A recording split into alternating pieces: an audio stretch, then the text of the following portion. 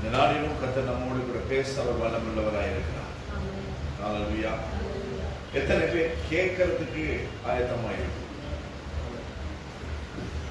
வாரந்தோறும் நாங்கள் செய்திகளை கேட்கிறோம். வருஷம் முழுவதும் தேவ சமூகத்துக்கு வந்தால் 52 தேவ செய்திகள்.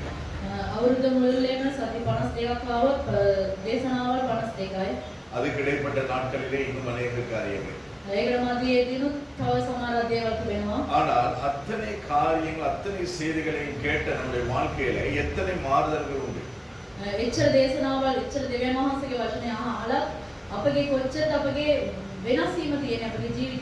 நாம கேட்ட செய்திகளின்படி கர்த்தர் ஒரு நாளிலே ஒரு வாரத்திலே ஒரு காரியத்தை நம்மோடு கூட என்னுடைய வாழ்க்கையிலே மாற்றும்படியாய் கர்த்தர் சொல்லி இருந்தாலும் අපගේ ජීවිතයේදී මේ නම් වේලාව තුළදී මේ දේශනාව තුළදී එකක් වෙනස් කරගන්න කියලා උන්වහන්සේ කියලා තිබුණා. வாரத்துக்கு ஒரு காரியத்தை சொல்லி இருந்தார். සතියකට එක දෙයක් කියලා තිබුණා. இத்தனை வருஷங்கள் கர்த்தர் சொன்னதான காரியங்களை கேட்டு நாம மாறி இருந்தால் මෙච්චර අවුරුදු ගාන දෙවියන් වහන්සේ කියපු දේවල් අහලා අපි වෙනස් වෙලා තිබුණා නම් நம்முடைய வாழ்க்கை பரிபூர்ணமாய் மாறி இருக்கும். අපගේ ජීවිතේ සම්පූර්ණයෙන් වෙනස් වෙලා ඉන්නේ. தேவன் எதிர்பார்க்கிற பிரகாரம் வாழ்கிறதற்கு ஏதுவாய் அமைந்திருக்கும். දෙවියන් වහන්සේ බලාපොරොත්තු වෙන පිණිස අපි ජීවත් වෙන්නට ඒක ඇවිල්ලා ඒක සමර්ථ වෙනවා. நாம் எத்தனை பேர் தேவனுடைய வார்த்தையை கேட்டு கர்த்தர் என்னோடு கூட பேசுகிறதான காரியத்துக்கு என்னை ஒப்பு கொடுத்து நான் மாற விரும்புகிறேன். කී දෙනෙක් ඇවිල්ලා දෙවියන් වහන්සේගේ වචනය අහලා දෙවියන් වහන්සේට තමන්ව බාර කරලා තම වෙනස් වෙන්න කී දෙනෙක් කැමතිද? ஆண்டவருடைய வேதம் தெளிவாய் சொல்லுகிறது. දෙවියන් වහන්සේගේ වචනය ඉතා පැහැදිලිව කියනවා. கேட்கிறவர்களாய் மாத்திரமல்ல ඒක අසන කට්ටිය විතරක් නෙමෙයි அதன்படி செய்கிறவராய் இருங்கள் என்பதாக. ඒ පරිදි කරන පිණිස සිටින්න. அப்ப நாம எத்தனை பேர் செய்கிறோம்? අපි කී දෙනෙක් කරනවාද? சில நேரத்திலே கர்த்தர் நம்மோடு கூட பேசுவார். සමහරක් වෙලාවට දෙවියන් වහන්සේ අපිත් එක්ක කතා කරනවා. ஆனால் அது நமக்கு எனக்கு பேசுகிறதாய் தெரியாது. அது வேற யாரையோ நாங்க நினைப்போம் இவங்களுக்கு தான் இது கர்த்தர் பேசுகிறார். අපි මට නෙමෙයි වෙන කාටරි කතා කරනවායි කියලා අපි හිතන්න පුළුවන්. ஆனால் என்னோடு கூட பேசுகிறதை நாங்கள் நிராகரித்து விடுகிறோம். මාත් එක්ක කතා කරන එක මම ඇවිල්ලා ඒකට පිළිගන්නේ නැහැ ඒ වචනේ. கர்த்தர் என்னோடு கூட அநேக காரியங்களை கடந்த நாட்களிலே இடைப்பட்டு என்னோடு கூட பேசி அதை மாற்ற அவர் விரும்புகிறார். වතාවේදී උන්වහන්සේ ඇවිල්ලා උන්වහන්සේ කතා කරලා මාව වෙනස් කරන්න උන්වහන්සේ බලනවා. சில காரியங்களுக்கு என்னை நான் தேவனுக்கு ஒப்பு கொடுத்திருக்கிறேன். සමහරක් දේවල් වලට මාව මම බාර කරලා තිබෙනවා. ஆனால் சில காரியங்களுக்கு நான் ஒப்பு கொடுக்க முடிகிறதில்லை. සමහරක් දේවල් වලට මට ඒකට බාර කරන්න බෑ. ஏன் என்று சொன்னால் මන්ද කියනවා නම් என் சபை மக்கள் அதற்கு தடையாய் இருக்கிறீர்கள். මගේ සභාවේ සෙනඟ ඒකට බාධාවක් සිටිනවා. கர்த்தர் அதற்கு எனக்கு கிருபை செய்வாராக. ඒකට දෙවියන් වහන්සේ පාලකතුමාට කරුණාව කරනවා. மோசேயை தேவன் கானான் தேசத்துக்கு போகும்படியாய் ஜனங்களை வழிநடத்தும்படியாய் அழைத்தார். மோசஸ்ව ඒ කානාන් දේශයේ සෙනඟව එක්කගෙන යන පිණිස මෝසස්ව කැඳෙවුවා. 10 முறை ஏறான்னு சொல்லி மறுப்பு தெரிவித்தார். 16ක් ඇවිල්ලා බෑයි කියලා කිව්වා. கடைசியிலே தேவன் அவருடைய சித்தத்தை நிறைவேற்றுகிறதுக்கு மோசே அழைத்தார். අන්තිමට උන්වහන්සේගේ සැලැස්ම ඉෂ්ට කරන්න මෝසස්ව කැඳෙවුවා. ஆனால் போய் சேர்கிறதுக்கு முன்பதாக ගිහිල්ලා ඉවර වෙන්න කලින් தேவன் பேசும்படியாய் சொன்ன ஸ்தானத்திலே அவன் கண்மலையை அடித்தான். දෙවියන් වහන්සේ ගිහිල්ලා කතා කරන්න කියලා කියපු ස්ථානයේදී ඒ පර්වතයට ගැව්වා. அந்த ஒரு காரியத்தின் நிமித்தமாய் வாக்கு பண்ணப்பட்டதான தேசத்துக்கு மோசே போகவில்லை. ඒ එක කාර්යයක් හේතුවෙන් පොරතු දේශයට මෝසස්ට යන්න බැරි වුණා. அது போலதான் என்னுடைய வாழ்க்கை. ඒ වගේම තමයි පාලකතුමාගේ ජීවිතය.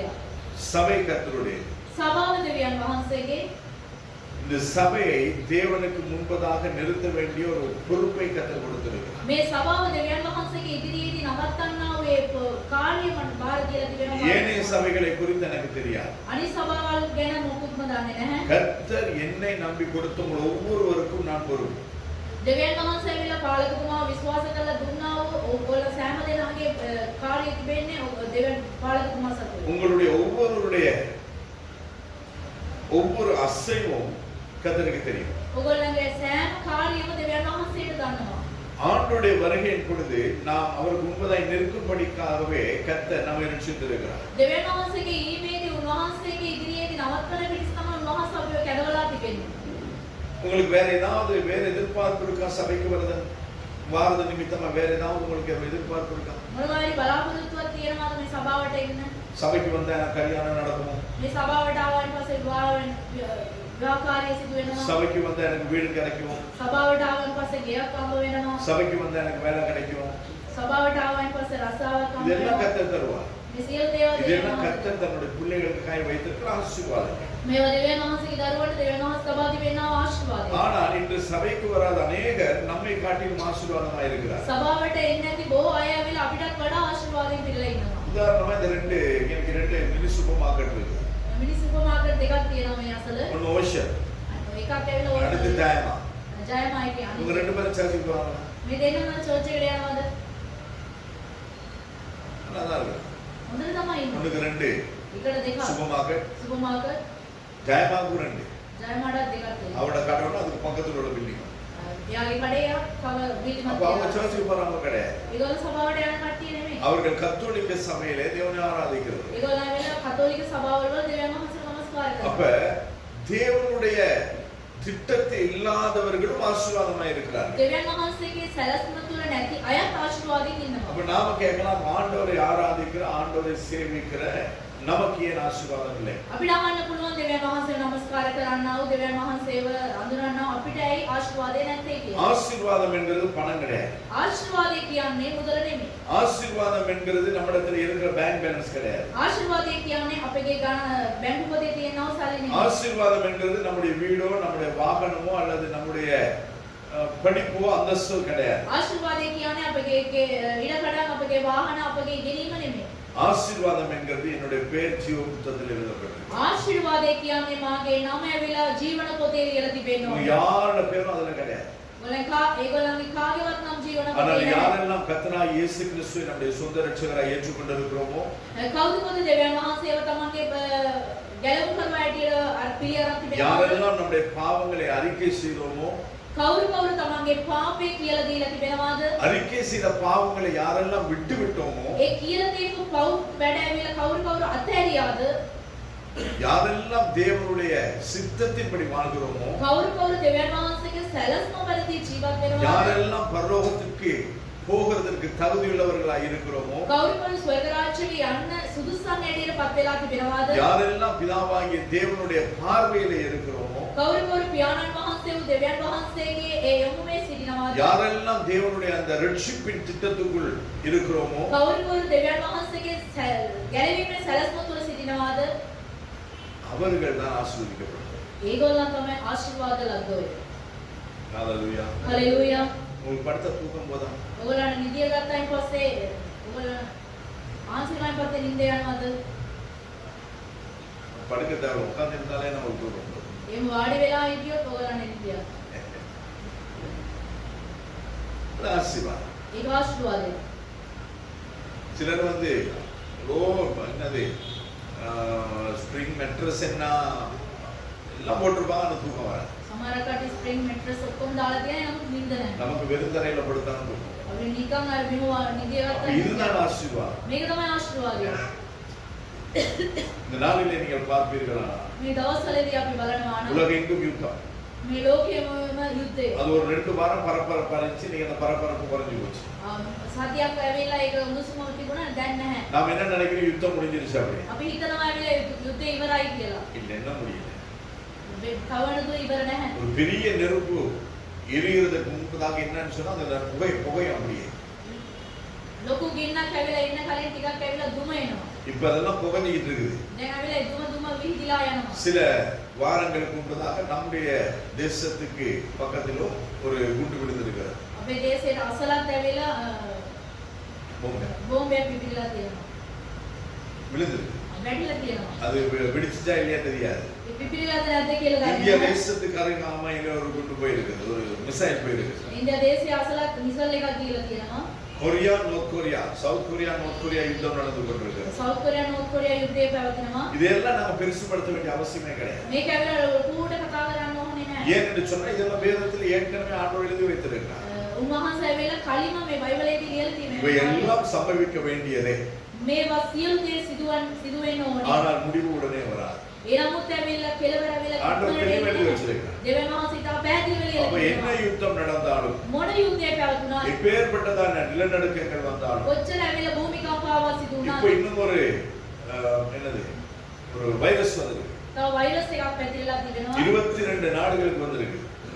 දේශවල 22කට ඇවිත් තියෙනවා கொரோனாவை காட்டிலும் කොරෝනා බලවත් වඩා වඩා ඒක බලවන්තයි தமிழ்நாட்டுக்கு வந்திருக்காரு யாருக்கு தெரியும்? අපේ දේශයට ඇවිල්ලා නැද්ද කියලා කාටවත් இப்ப දන්නේ அநேகர் இருமிட்டு தான் இருக்கிறோம். ගොඩක් කට්ටිය ඇවිල්ලා ஏன் நமக்கு வந்திருக்கோ தெரியாது.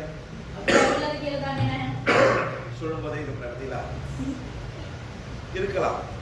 තිබෙන්න පුළුවන් அவைகளுக்கு மத்தியிலும் நம்மை காக்க தேவன் வல்லமை உள்ளவராய். ඒ වලට මැදින් මහා සභාව ආරක්ෂා කරන්න அப்ப බලවන්තයි அந்த தேவனை நாங்கள் இறுக பற்றிக் கொள்ள வேண்டும். ඒ දෙවියන් වහන්සේ වැවිලා අපි තදින් අල්ලා ගන්න ඕනේ ஆசீர்வாதம் என்கிறது மறுபடியும் நான் சொல்லுகிறேன். ආශිර්වාදය කියන්නේ මම නැවත වතාවක් உலகம் කියනවා சார்ந்த காரியங்கள் அல்ல.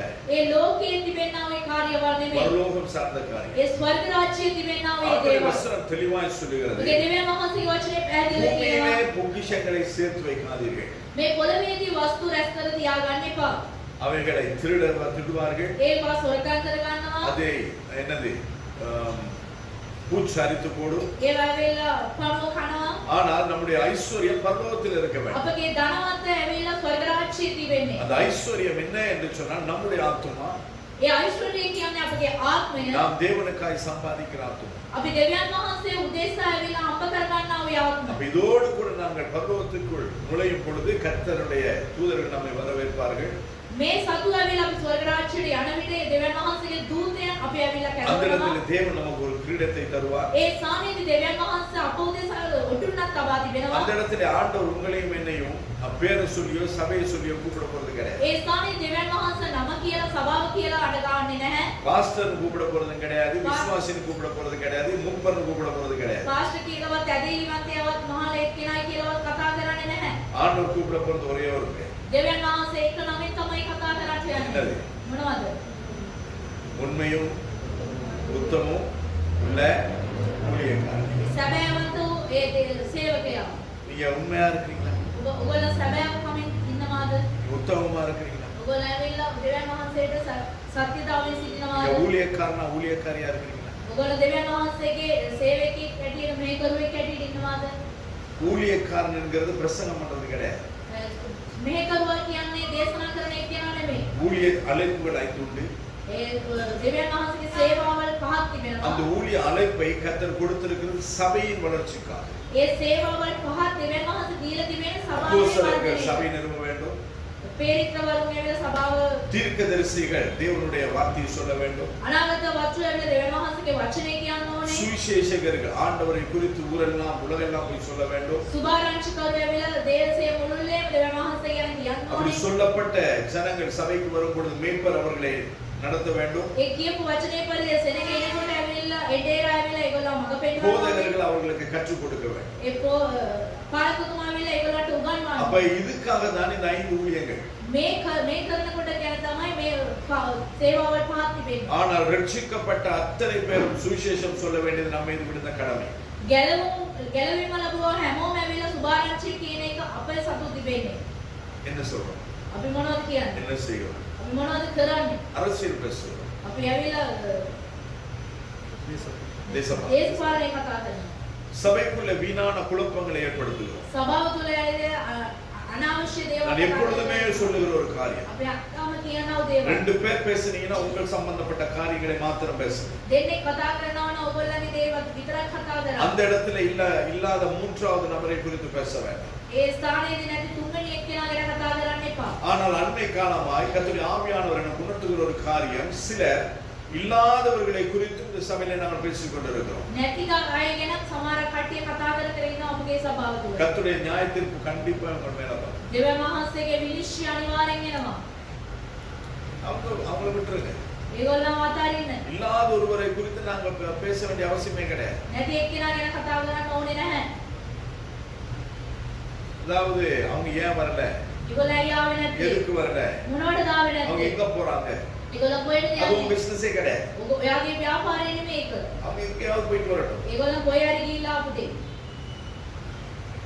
எனவே கர்த்தருக்கு முன்பதாய் உங்களை காத்துக்கொள்ளுங்கள். දෙවියන් වහන්සේගේ ඉදිරියේ තමන්ව ආරක්ෂා කරගන්න. ஆண்டவருடைய வருகை மிகவும் சமீபமாய் இருக்கிறது. දෙවියන් වහන්සේගේ ඉම ඉතා ළඟම තිබෙනවා. இது எப்ப வரும் என்று தெரியாது. කවදාද ඔය එනවයි කියලා දන්නේ නැහැ. எப்பேற்பட்டதான சூழ்நிலையிலே வரும் என்று தெரியாது. කොයි වාතාවරණය තුල එනවයි කියලා දන්නේ அவர் නැහැ. எப்பொழுது வந்தாலும் උන්වහන්සේ කොයි වෙලාවෙදී ආවද? அவருடைய வருகையிலே நாங்கள் எடுத்துக்கொள்ளப்படுகிறதுக்கு தகுதியுள்ளவர்களாய் இருக்கிறோம். උන්වහන්සේගේ ඊමේදී ගනු ලබන්න අපි ඇවිල්ලා සුදුස්සම් ඇටියෙ ඉන්න ඕනේ. எனவே அந்த தகுதி நம்மிடத்தில் இருக்கிறதா என்பதை நாங்கள் பார்த்துக் கொள்ள வேண்டும். ඒ සුදුසුකම අප සතු තියෙනවද කියලා අපි බලා ගන්න ඕනේ. உங்களுடைய நற்கிரியைகள், ඔයගොල්ලන්ගේ යහපත් அல்லது ක්‍රියාව, நீங்கள் செய்கிறதான காரியங்கள் ඔයගොල්ලන් කරන්නා වූ දේවල් உங்களை பரலோகம் அழைத்து செல்லாது. ඔයගොල්ලන් ස්වර්ග රාජ්‍යයට කරගෙන යන්නේ නැහැ.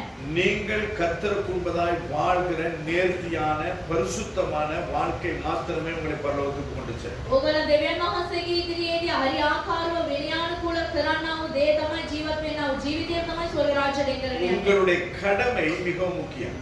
ඔයගොල්ලන්ගේ ඇවිල්ලා කාර්යය ඉතා වැදගත්. ஒரு தாயாய் இருப்பீர்களானால் ඒක මවෙක් වෙන්න පුළුවන්. உங்கள் பிள்ளைகளை குறித்து விசாரிக்க வேண்டியது, ඔයගොල්ලන්ගේ දරුවන් ගැන සොයලා බලන්න உங்கள் ඕනේ. கணவனுக்கு பணிவிடை செய்ய வேண்டியது, ඔයගොල්ලන්ගේ ස්වාමි වර්ෂයාවට වැඩ කරන්න ඕනේ. குடும்பமாய் தேவ சமூகத்திலே சேர வேண்டியது පවුලක් ඇවිල්ලා දෙවියන් වහන්සේගේ පාමුල ඉන්න ஒரு ඕනේ. தாயினுடைய வேலை. ඒක මවෙක්ගේ වැඩ. ஒரு தகப்பனாய் இருப்பீர்களானால் ඒක පියෙක් ඇවිල්ලා ඉන්නවා නම් வேதத்தை குடும்பமாய் அமர்த்தி நீங்கள் பேச வேண்டும். දෙවියන් වහන්සේගේ වචනය පවුලක් ඇවිල්ලා වාඩි වෙලා කතා அப்பா කරනවා. அம்மாருக்கு அப்படி உட்கார்ந்து பேசுறதுக்கு டைம் கிடையாது. පියවරුන්ට ඇවිල්ලා එහෙම වාඩි වෙලා කතා உங்களுடைய කරලා அநேக நேரம் உங்களுடைய தொழிலே போகிறது. ගොඩක් වෙලාව ඇවිල්ලා තමන්ගේ රස්සාව அப்படியே வீட்டுக்கு வந்துட்டீங்கன்னா போனோட கூட உங்க நேரம் போகிறது. එහෙම ගෙදර ආවයින් පස්සේ ෆෝන් එක තමයි ඔබ ඔබ ඉන්නේ. எத்தனை தகப்பன்மார், இங்க நிறைய தகப்பன்மார் இல்ல, ගොඩක් පියවරුන් ஆனா නැහැ. இருக்கிற தகப்பன்மார் இடத்துல கேட்கிறேன், ඉන්නා වූ පියවරුන්ගේ ஞாயிற்றுக்கிழமை தேவ செய்தியை ඉරිදා දෙවියන් எத்தனை වහන්සේ பேர் வீட்டுக்கு போய் உங்க ஃபேமிலியோட கூட உட்கார்ந்து பேசுறீங்க? කී දෙනෙක් තමන්ගේ පවුලක් එක්ක වාඩි වෙලා කතා කරනවද? ஒருத்தரும் பேச மாட்டாங்க. කවුරුත් කතා කරන්නේ නැහැ. ஆனா குறை கண்டுபிடிப்பீங்க. එනමුත් අඩුව නම් ඔය බලනවා. இது எங்க இருக்குது, මේක කොහෙද இது තියෙන්නේ? எப்படி, මේක කොහමද? அது எப்படி அப்படி சொல்லலாம்? මේක කොහමද එහෙම කියන්න පුළුවන්? அந்த வேத பகுதி உங்களுக்கு என்ன சொல்லுது? ඒ දෙවියන් වහන්සේගේ වචනේ ඕගලන්ට அந்த මොනවද வேத කියන්නේ? பகுதி உங்கள் குடும்பத்துக்கு என்ன சொல்லுது? ඒ වචනේ ඇවිල්ලා ඕගලගේ පවුලට මොනවද කියන්නේ? எத்தனை பேர் பேசுறீங்க? කී දෙනෙක් කතා කරනවද? இதெல்லாம் கர்த்தர் எதிர்பார்க்கிறது வேதம் சொல்லுகிறது. මේවා දෙවියන් වහන්සේ බලාපොරොත්තු වෙනවා දෙවියන් වහන්සේගේ වචනේ அதாவது வீட்டு தலைவர்கள் இதை செய்ய வேண்டும் என்று சொல்லி வேதம் சொல்லுகிறது. ගෘහ මූලිකයා මේ දේවල් කරන්න ඕනේ කියලා වචනේ කියනවා. தேவநாம மகிமைப்படும்படியாக சொல்லுகிறேன். දෙවියන් වහන්සේගේ වචනේ මහිමයට පත් කරන පිණිස வேதம் சொல்லாத எந்த ஒரு காரியத்தையும் இதுவரையிலும் இந்த சபையிலே நான் பேசுனது கிடையாது, இனிமேல் பேச போகிறதும் கிடையாது. දෙවියන් වහන්සේගේ වචනේ ඇරෙන්නේ වෙන දෙයක් කතා කරලා නැහැ. තව වෙනතුරු කතා කරන්නේ நிறைய பேர் சொல்லுவாங்க, ගොඩක් කට්ටිය කියනවා. இந்த பாஸ்டர் ஆழமா பேசுறாரு, ඒ පාස්ටර් ඇවිල්ලා ගැඹුරෙන් කතා කරනවා. ஆழமான சத்தியம். ඒ ගැඹුරු සත්‍ය තමයි. இயேசு கிறிஸ்து பேசினதை விட, යේසුස් වහන්සේ කතා කරපු එකටත් වඩා பரிசுத்த ஆவியானவர் எழுதி வைத்திருக்கிறதை விட සුද්ධාත්මයන් වහන්සේ ලියලා තියපු එකටත් වඩා ஆழமானது எங்க இருக்குது? ගැඹුරු දේවල් කොහෙද තියෙන්නේ? இருக்குது ஏதாவது ஆழம்? මොනවද තියනවද ගැඹුරු දෙයක්? அப்படின்னா அது நீங்க தான் எழுதுங்க. උගල තමයි නැත්තම් அது ලියන්නේ. தேவ ஆவியானவர் எழுதுனது கிடையாது, දෙවියන් වහන්සේගේ ආත්මයන් වහන්සේ නෙමෙයි. தேவ ஆவியானவர் பேசுனது கிடையாது. දෙවියන් වහන්සේගේ ආත්මයන් වහන්සේ කතා කරපු එකක් නෙමෙයි. இன்று அநேக துரு உபதேசங்கள் வந்திருக்கிறது. වැරදි ඉගෙනීම තිබෙනවා. அந்த துரு உபதேசங்கள் பிசாசினால் வருகிறது, ඒ වැරදි ඉගෙනීම එන්නේ යක්ෂයාගෙන්. ஒளியின் தூதனால் வருகிறது. ඒ ආලෝකයේ දූතයෙක් මෙන්න එනවා. ஒளியின் தூதன் யாரு? ආලෝකයේ දූතයෙක් කියන්නේ කවුද? ஆண்டவருடைய வேதத்தை எடுத்துட்டு தங்கள் சார்பாய் பேசுகிறது. දෙවියන් වහන්සේගේ වචනය අරගෙන තමන් සතු එක කතා කරන එක. அது உங்களுக்கு காதுக்கு இனிமையா தான் இருக்கும், ඒක ඔයගොල්ලන්ගේ කනට ඇවිල්ලා මිහිරිව තමයි அது තිබෙන්නේ. உண்மையா தான் இருக்கும். ඒක ඇවිල්ලා සත්‍යයක් ඇටියට ஆனால் තමයි அது உண்மை තිබෙන්නේ. கிடையாது. එනමුත් ඒක සත්‍ය නෙමෙයි. ஆண்டவராகிய தேவன் சொன்னார், එනමුත් දෙවියන් වහන්සේ කියනවා இந்த ஜீவ விருட்சத்தின் கனியை நீங்கள் புசிக்கிற நாளிலே, இல்ல அந்த நன்மை தீமை அறிகிற மரத்தின் கனியை நீங்கள் புசிக்கிறதான நாளிலே හොඳ නරක තිබෙනා ඒ ගහේ ගෙඩිය කන්නා වූ நீங்கள் දවසේදී சாகவே சாவீர்கள். ඔයගොල්ලෝ මැරෙන්නම මැරෙනවා. யார் சொன்னது? කවුද කිව්වේ? யார் சொன்னது? කවුද කිව්වේ? சிருஷ்டி கர்த்தர் சொன்னது, உண்டாக்கினவர் சொன்னது. මැවුම්කාරෝ දෙවියන් වහන්සේ කියපු එක. காட்டில் இருக்க வேண்டிய சர்ப்பம் தோட்டத்துக்கு வந்து என்ன சொன்னது? ඒ කැලේ සතා ඇවිල්ලා මේ சர்ப்பம் කැලේ සර්පයා ඇවිල්ලා මේ ගම ඇතුළට ඇවිල්ලා මොනවද කිව්වේ? பேசுது. කතා කරා. இதை சாப்பிடுகிற நாளிலே நீங்கள் சாவீர்களோ? මේ කන්නාව දවසේදී ඔයගොල්ලෝ මැරෙයිද? சாமான் ඔයගොල්ලෝ මැරෙන්නේ නැහැ. தேவர்களைப் போல் ஆவீர்கள். ඔයගොල්ලෝ දේව දූතයෙක් වෙන්නවා. அப்ப தேவர்களைப் போல் ஆவீர்கள் என்று சொல்லி இந்த சர்ப்பம் சொல்லும் பொழுது මේ දේව දූතයෙක් වෙලා ඔයගොල්ලෝ වෙනමයි කියලා මේ සර්පයා කියන විදිහ. ஆதாம் ஏவாள் யாரை போல இருந்தார்கள்? ආදම් සහ ඒවා කොයි වගේද කියේ? விசாரமாக යක්ෂයා වගේද? யார் மாதிரி? කවුරු වගේද? தேவ சாயல் දෙවියන් වහන්සේගේ ස්වරූපය. தேவனைப் போல இருந்தார்கள். දෙවියන් වහන්සේ වගේ. ஆண்டவர் சொல்லுகிறார் நம்மை போல நம்முடைய ரூபத்தின்படி நம்முடைய சாயலாக மனுஷனை உண்டாக்குவோம். මාගේ ස්වරූපේ මම වගේම මනුෂ්‍යව මවමු. அப்ப அவரை போல அவருடைய சாயலின்படி அவருடைய குணாதிசயத்தோடு அவருடைய சாயலாய் உண்டாக்கப்பட்டவன் தான் மனிதன். උන්වහන්සේගේ ගුණාගේ උන්වහන්සේ වගේ උන්වහන්සේගේ රූපයක් මෙන් ආවව அப்ப இந்த කට්ටිය. பிசாசு வந்து என்ன சொல்றான்? යක්ෂයාලා මොනවද කියන්නේ? தேவர்களை போல ஆவீர்கள். දේව දූතයෙක් මෙන් වෙනවා. அது சரியா தப்பா? ඒක හරියද වැරදිද?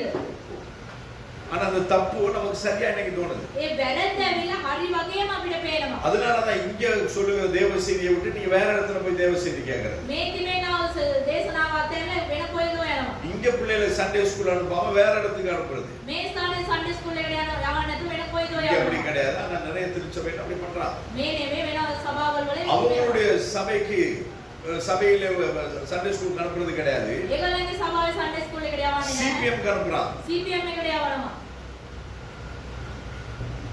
அனுப்புறது தப்பு கிடையாது. යවන වැරද්දක් உங்க නෙමෙයි. பிள்ளைங்க எங்கேயாவது அனுப்புங்க. ඔයගොල්ලන්ගේ දරුවා ඔයගොල්ලන් කොහේ හරි යවන්න. ஆனால் அந்த பிள்ளை சத்தியத்திலே வளர வேண்டும். ඒ දරුවා ඇවිල්ලා සත්‍යතාවයේ තුල ගොඩනැගෙන්න சத்தியம் ඕනේ. மாற்றப்பட முடியாது. සත්‍යතාවයේ කඩ කරන්න බෑ. சிபிஎம்மின் உபதேசங்கள் சில தவறான உபதேசங்கள். CPM එකේ සමහර දේවල් ඇවිල්ලා වැරදි දේවලුත් තිබෙනවා. சிலர் வந்து பேசும் பொழுது சில பாசமா மைக்க மறைச்சிக்கிட்டு சில காரியங்கள் பேசுவாங்க. සමහර කට්ටිය ඇවිල්ලා මයික් එක ඕම අඳගෙන කතා ஆனா කරනවා. தேவ கிருபையினால இந்த இடத்துல பேசப்படுற எந்த ஒரு காரியமும் என்னது எடிட் பண்றது கிடையாது, எதுவுமே கிடையாது. அப்படியே தான் நாங்க யூடியூப்ல போடுறோம். මේ කතා කරන දේවල් ඇවිල්ලා එඩිට් කරන්නේ නේ ඒවම YouTube එකට இது දානවා. தப்புன்னு யாரும் சொல்ல முடியாது. මේක වැරදි කියලා කාටවත් කියන්න බෑ. அவர்களுடைய ஒரு உபதேசம் உண்டு. 1,44,000 பேர், அதாவது அவங்க மட்டும்தான் சியோனுக்கு போவாங்களாம். 1,44,000 ඒගොල්ලන් විතරමයි සියෝන් එකට அப்ப යන්නේ කියන්නේ. சிபிஎம் சபையில 1,44,000 பேர் இருக்கிறாங்க. CPM සභාවේ එච්චර ගාණක් ඉන්නේ. குலத்துக்கு 12,000 பேர், கோத்திரத்துக்கு. එක ගෝත්‍රයට ඇවිල්ලා 12,000. அப்ப 12 கோத்திரத்துக்கும் 12,000 பேர் படி 1,44,000 பேர். එක ගෝත්‍රයට ඇවිල්ලා 12,000 ගාණක් වෙනුවේ ඒ ලක්ෂයේ ගාණක් அப்ப වෙනවා. வேதம் தெளிவாய் நமக்கு போதிக்கிறது. දෙවියන් වහන්සේගේ වචනේ තා පැහැදිලිව කියනවා. அப்ப அந்த இடத்துல நம்முடைய பிள்ளைகளை சண்டே ஸ்கூலுக்கு அனுப்புனா என்ன ஆகும்? ඒ ස්ථානයට අපගේ දරුවන් ඇවිල්ලා கற்றுக் கொடுப்பார்கள். ඒගොල්ලන් උගන්වනවා. ஆனால் அதிலே சில காரியங்கள், தவறான உபதேசங்கள் அல்லது தவறான படிப்பினைகள் பிள்ளைகளுக்கு கொடுக்கப்படும். ඒ ස්ථානයේදී වැරදි කාර්ය වැරදි ඉගෙනීම සමහර දේවල් ඒගොල්ලන් දරුවන්ට දෙනු ලබනවා. அதனால தான் எப்பயுமே உங்களை கடிந்து கொண்டு பேசுகிறது. ඒ ඉඳ තමයි ඔයගොල්ලන්ට කරවාටු කරමින් කතා உங்கள் மீது කරන්නේ. எனக்கு தனிப்பட்ட கோபம் எனக்கோ சிஸ்டருக்கு கிடையாது. පාස්ටර්ලා සිස්ටර්ට පෞද්ගලික හේතුවක් කොට කිසිම ஒரே කරන්නේ ஒரு නැහැ. காரியம், එකම දෙයයි நம்மிடத்திலே கர்த்தர் நம்பி அனுப்பின உங்களை අපිව විශ්වාස කරලා ඔයගොල්ලන් යවව මේ ස්ථානයේදී நம்பி கொடுத்தவருக்கு நாங்கள் திருப்பி கொடுக்க வேண்டும். මේ විශ්වාසයෙන් දුන්නා වූ දෙවියන් වහන්සේට ආයෙ කතාවක් දෙන්න ඕනේ. அதற்காக நான் இந்த உபதேசமே ஒழிய வேற ஒன்றும் கிடையாது. ඒ ඉඳ තමයි මේ දේවල් නැත්තම් වෙන මොනවටවත් නෙමෙයි. உங்களுடைய தசம பாகத்தை பெற்றுக்கொள்ளும்படியாகவோ, ඔයගොල්ලන්ගේ දසෙන් කොටස ගන්නවත් உங்களுடைய காணிக்கைகளை பெற்றுக்கொள்ளும்படியாகவோ, ඔයගොල්ලන්ගේ පඬුරු බාර ගන්නවත් சபையின் தேவைகளை உங்களை வைத்து பூர்த்தி செய்து கொள்ளும்படியாகவோ සභාවේ දේවල් වෙල ඔයගොල්ලන්ව තියලා ඒක කරගන්න ඕනේ இந்த කියලා ஊழியத்தை நாங்கள் நடத்தவில்லை. මේ සේවාව අපි පටන් ගත්තේ නැහැ කරන්නේ නැහැ. பின்னாடி பேக்ல இந்த ஆடிட் இருக்கிறது, ஒவ்வொரு வருஷத்துக்கும் செய்கிற ஆடிட். පිටිපස්සේ බෑග් එකේ ඔඩිට් අවුරුද්දේ කරන ඔඩිට් එක තිබෙනවා. அது நம்ம இதுக்கு பின்பதாக நம்முடைய சபை அந்த கூட்டத்திலே நான் உங்களுக்கு காண்பிக்கிறேன். සභා රැස්වීමේදී ඒක ඔයගොල්ලන්ට පෙන්වනවා. பிரதர் அசோக் மட்டும்தான் மாதத்துக்கு 5,000 ரூபாய் இந்த வாடகைக்கு தருகிறது. සහෝදර අශෝක් විතරමයි කුලිය දෙන්නේ 5,000. அவர் கொடுக்கிற அந்த 5,000 ரூபாய் மாசத்துக்கு 60,000 ரூபாய்னு சொல்லி இந்த ஆடிட் பண்ண அந்த ரிப்போர்ட்ல இருக்கு. ඒ සහෝදරයා දෙන්නව 5,000 වෙලා මාසෙකට අවුරුද්දකට ඇවිල්ලා 60,000 කියලා ඒ ඔඩිට් පොතේ ලියලා තියෙනවා. ஏன் இதை நான் சொல்லுகிறேன்? එයි මම මේක කියන්නේ கர்த்தருக்கு நாங்கள் கணக்கு வைக்க வேண்டும். දෙවියන් වහන්සේට අපි ගණන් දෙන්න ඕනේ. நம்முடைய ஊழியத்தின் தேவைகள் எல்லாவற்றையும் கர்த்தர் சந்திக்கிறார். අපගේ සේවාවේ සෑම අවශ්‍යතාවයම උන්වහන්සේ සපයනවා. நம்முடைய சபைக்கு வருகிற தசம காணிக்கை எல்லாத்தையும் நீங்க பார்த்தீங்கன்னா கூட ஒரு மாதத்துக்கு நம்மால வாழ முடியாது. දසෙන්කොට සම්මාදම් බැලුවන් පස්සේ මාසෙකට ජීවත් වෙන්න බෑ ඒකේ. இந்த வாடகையை கொடுக்க මේක කුලිය ගවන්න ඕනේ. பணம் தேவை. මුදල ඕනේ. அதுக்கு பின்பதாக நீங்க சபைக்கு ஊழியக்காரனுக்கு ஒரு சம்பளம் கொடுத்தீங்கன்னு சொன்னா சம்பளம் வந்து எங்க மைனஸா தான் போகும். மைனஸ் එකක් විදියට තමයි යන්නේ සේවකයාට පඩිය දෙනවා.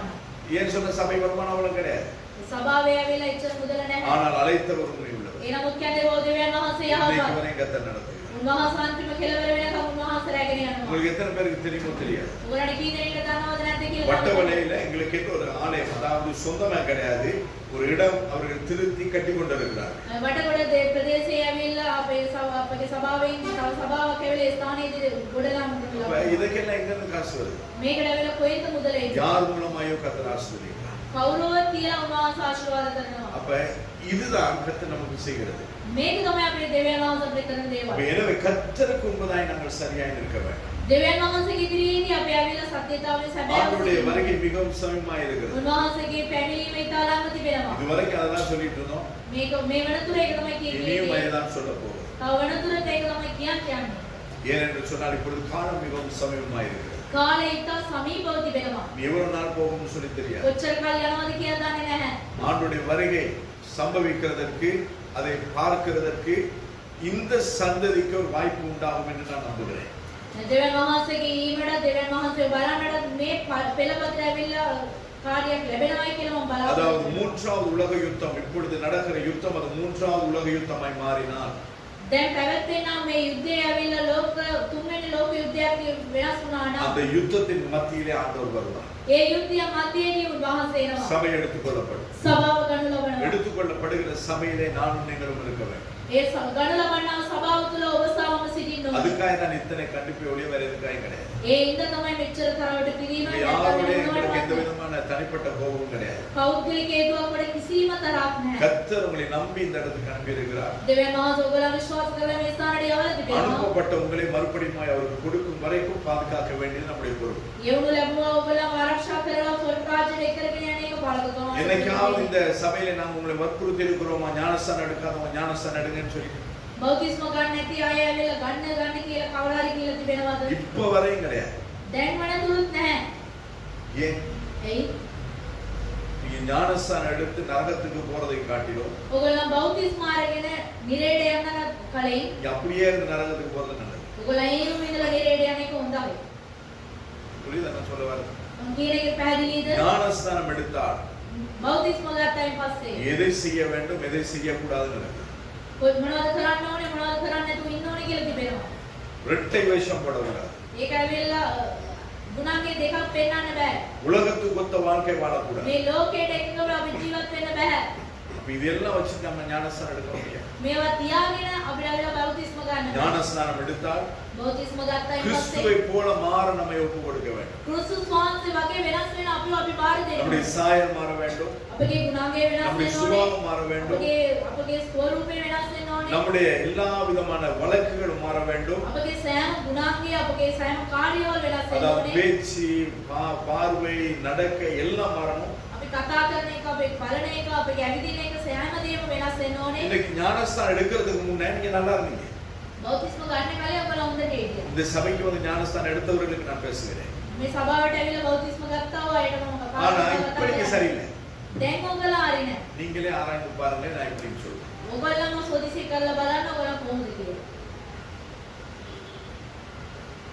காடு தான் மாறி இருக்கே ஒழிய புள்ளி மாறல. කැලේ තමයි වෙනස් වෙලා තිබෙන්නේ තාම තිත් වෙනස් වෙලා නැහැ. அதாவது நம் ஸ்தான மாற்றம் ஏற்பட்டிருக்கிறது. ස්ථානයේ වෙනස් වීම පමණයි සිදු වෙලා இந்துக்கள் තිබෙන්නේ. சொல்லுவாங்க கேதுரு ராகு கால மாற்றம்.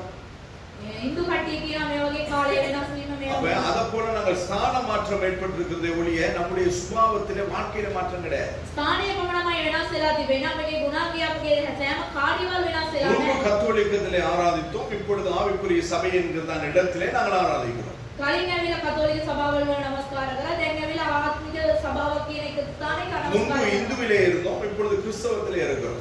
කලින් ඇවිල්ලා හින්දු ඇටේ හිටියා. දැන් ක්‍රිස්තියානි වගේ ඉන්නවා. மதம் மாறி இருக்கிறோமே ஒழிய மனசு மாற கிடையாது. අපගේ ඇවිල්ලා ஆகும் වෙනස්. ආගම විතරමයි වෙනස් වෙලා තියෙන්නේ, හිත වෙනස් වෙලා. ஆனால் கிறிஸ்தவம் என்கிறது மதம் மாற்றம் கிடையாது. கிறிஸ்டியானி කියන්නේ ආගම වෙනස් වීමක් நம்முடைய නෙවෙයි. மனசு மாறணும். අපගේ හදවත වෙනස් இந்த වෙනවා. மனதுக்குள் தேவன் வாசம் பண்ண வேண்டும். මේ හදවත තුල දෙවියන් වහන්සේ ක්‍රියා කරන්න ඕනේ. அப்ப தேவன் வாசம் பண்ணுவாரானால் දෙවියන් වහන්සේ ක්‍රියා කරනවා அந்த නම් தேவன் வாசம் பண்ணுகிறதான ஸ்தானம் எப்படி இருக்க வேண்டும் என்று உங்களுக்கு தெரியும். දෙවියන් වහන්සේ ඉන්න ස්ථානයේ කොහොම තිබෙන්නවද කියලා ඔයගොල්ලන්ට දන්නවා. இருக்குதா? තිබෙනවද? மாற வேண்டும். වෙනස් වෙන්න ඕනේ. ஆண்டவருடைய வருகை மிகவும் சமீபமாய். දෙවියන් වහන්සේගේ වචනේ දෙවියන් වහන්සේගේ කීම ඉතා ළඟම තිබෙනවා. நமக்கு கொடுக்கப்பட்ட வேலைகளை நாங்கள் துரிதமாய் செய்து முடிக்க வேண்டும். අපිට තිබෙනා රාජකාරිය වික්මට කරලා නිම කරන්න ඕනේ. எவ்வளவு நாள் நாங்க வாழ்வோம்னு தெரியாது. කොච්චර කාල අපි ජීවත් වෙනවාද කියලා දන්නේ கொரோனா නැහැ. வந்தே ரொம்ப பேர் செத்து போனாங்க. කොරෝනා ඇවිල්ලා බොය නැති වෙලා ගියා. இப்ப வர்ற வைரஸ் வந்து இப்ப வர்ற என்னது என்ன சொன்னாங்க? கொள்ளை நோய் வந்து கொரோனாவை விட அதிக வீரியம் வாய்ந்தது. දැන් පැතිරෙනා ඔය වෛරස් එක ඒකටත් වඩා උණුසුම්. அப்ப அது வந்து செத்து போகாத முன்பதாக நான் ஏதாவது ஒரு காரியத்தை செய்யணும். ඒ වගේලා අපි මැරෙන්න කලින් වෙන මොනවාරි විසඳු වෙනවා. உங்களுக்கு வரும்னு சொல்லவில்ல. ඔයගලන්ට එනවයි කියලා அதனால செத்து කියන්නේ. போகணும்னு சொல்லல. ඒ ඉඳන් මැරලා යන්නේ. ஆண்டுடைய வேதம் நமக்கு தெளிவாய் வாக்கு பண்ணியிருக்கிறது. දෙවියන් වහන්සේගේ වචනේ ඉතා පැහැදිලිව කියලා තිබෙනවා. வாதையும் கூடாரத்தை அடைக்காது. වසංගතයක් මගේ කූඩාරමට ලක්වන්නේ නැහැ.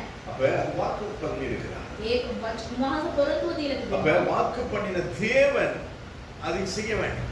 පොරොත්තු වුණා දෙවියන් වහන්සේ ඒක ඉෂ්ට කරන්න ඕනේ. நம்முடைய கூடாரத்திலே தேவன் இல்லை என்று சொன்னால் வாதை கண்டிப்பா வரும். අපගේ කූඩාරම තුළ දෙවියන් වහන්සේ නැත්තම් වසංගතයක් கோசேன் நாட்டிலே கோசேன் කෝසෙන් දේශයේදී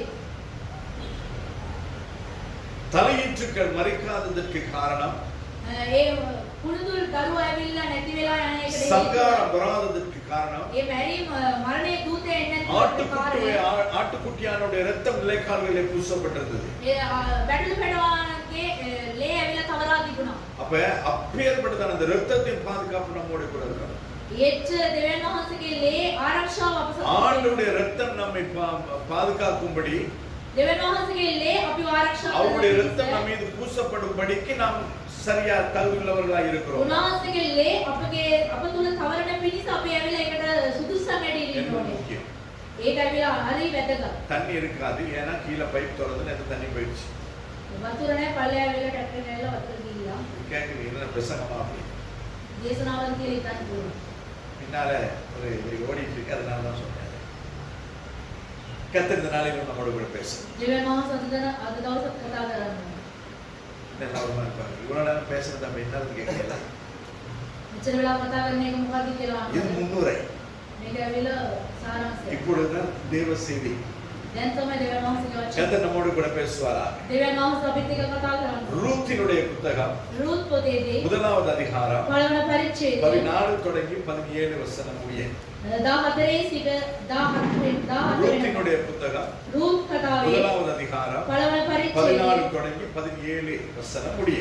14 සිට 17 அதிலே நான் உங்களுக்கு 2 வசனங்களை மாத்திரம் வாசிக்கிறேன். ඒකේ පළවන දෙකක් විතරක් කියවන්නම්. 16 17வது வசனங்கள். 16 සහ 17. அதற்கு ரூத், එවිට රූත් நான் உம்மை பின்பற்றாமல் නුඹ අත්තර உம்மை விட்டு හැරියේ திரும்பி போவதை குறித்து මට පෙරිත්තර නොකරන්න හැරියන ලෙස இங்கே தாசி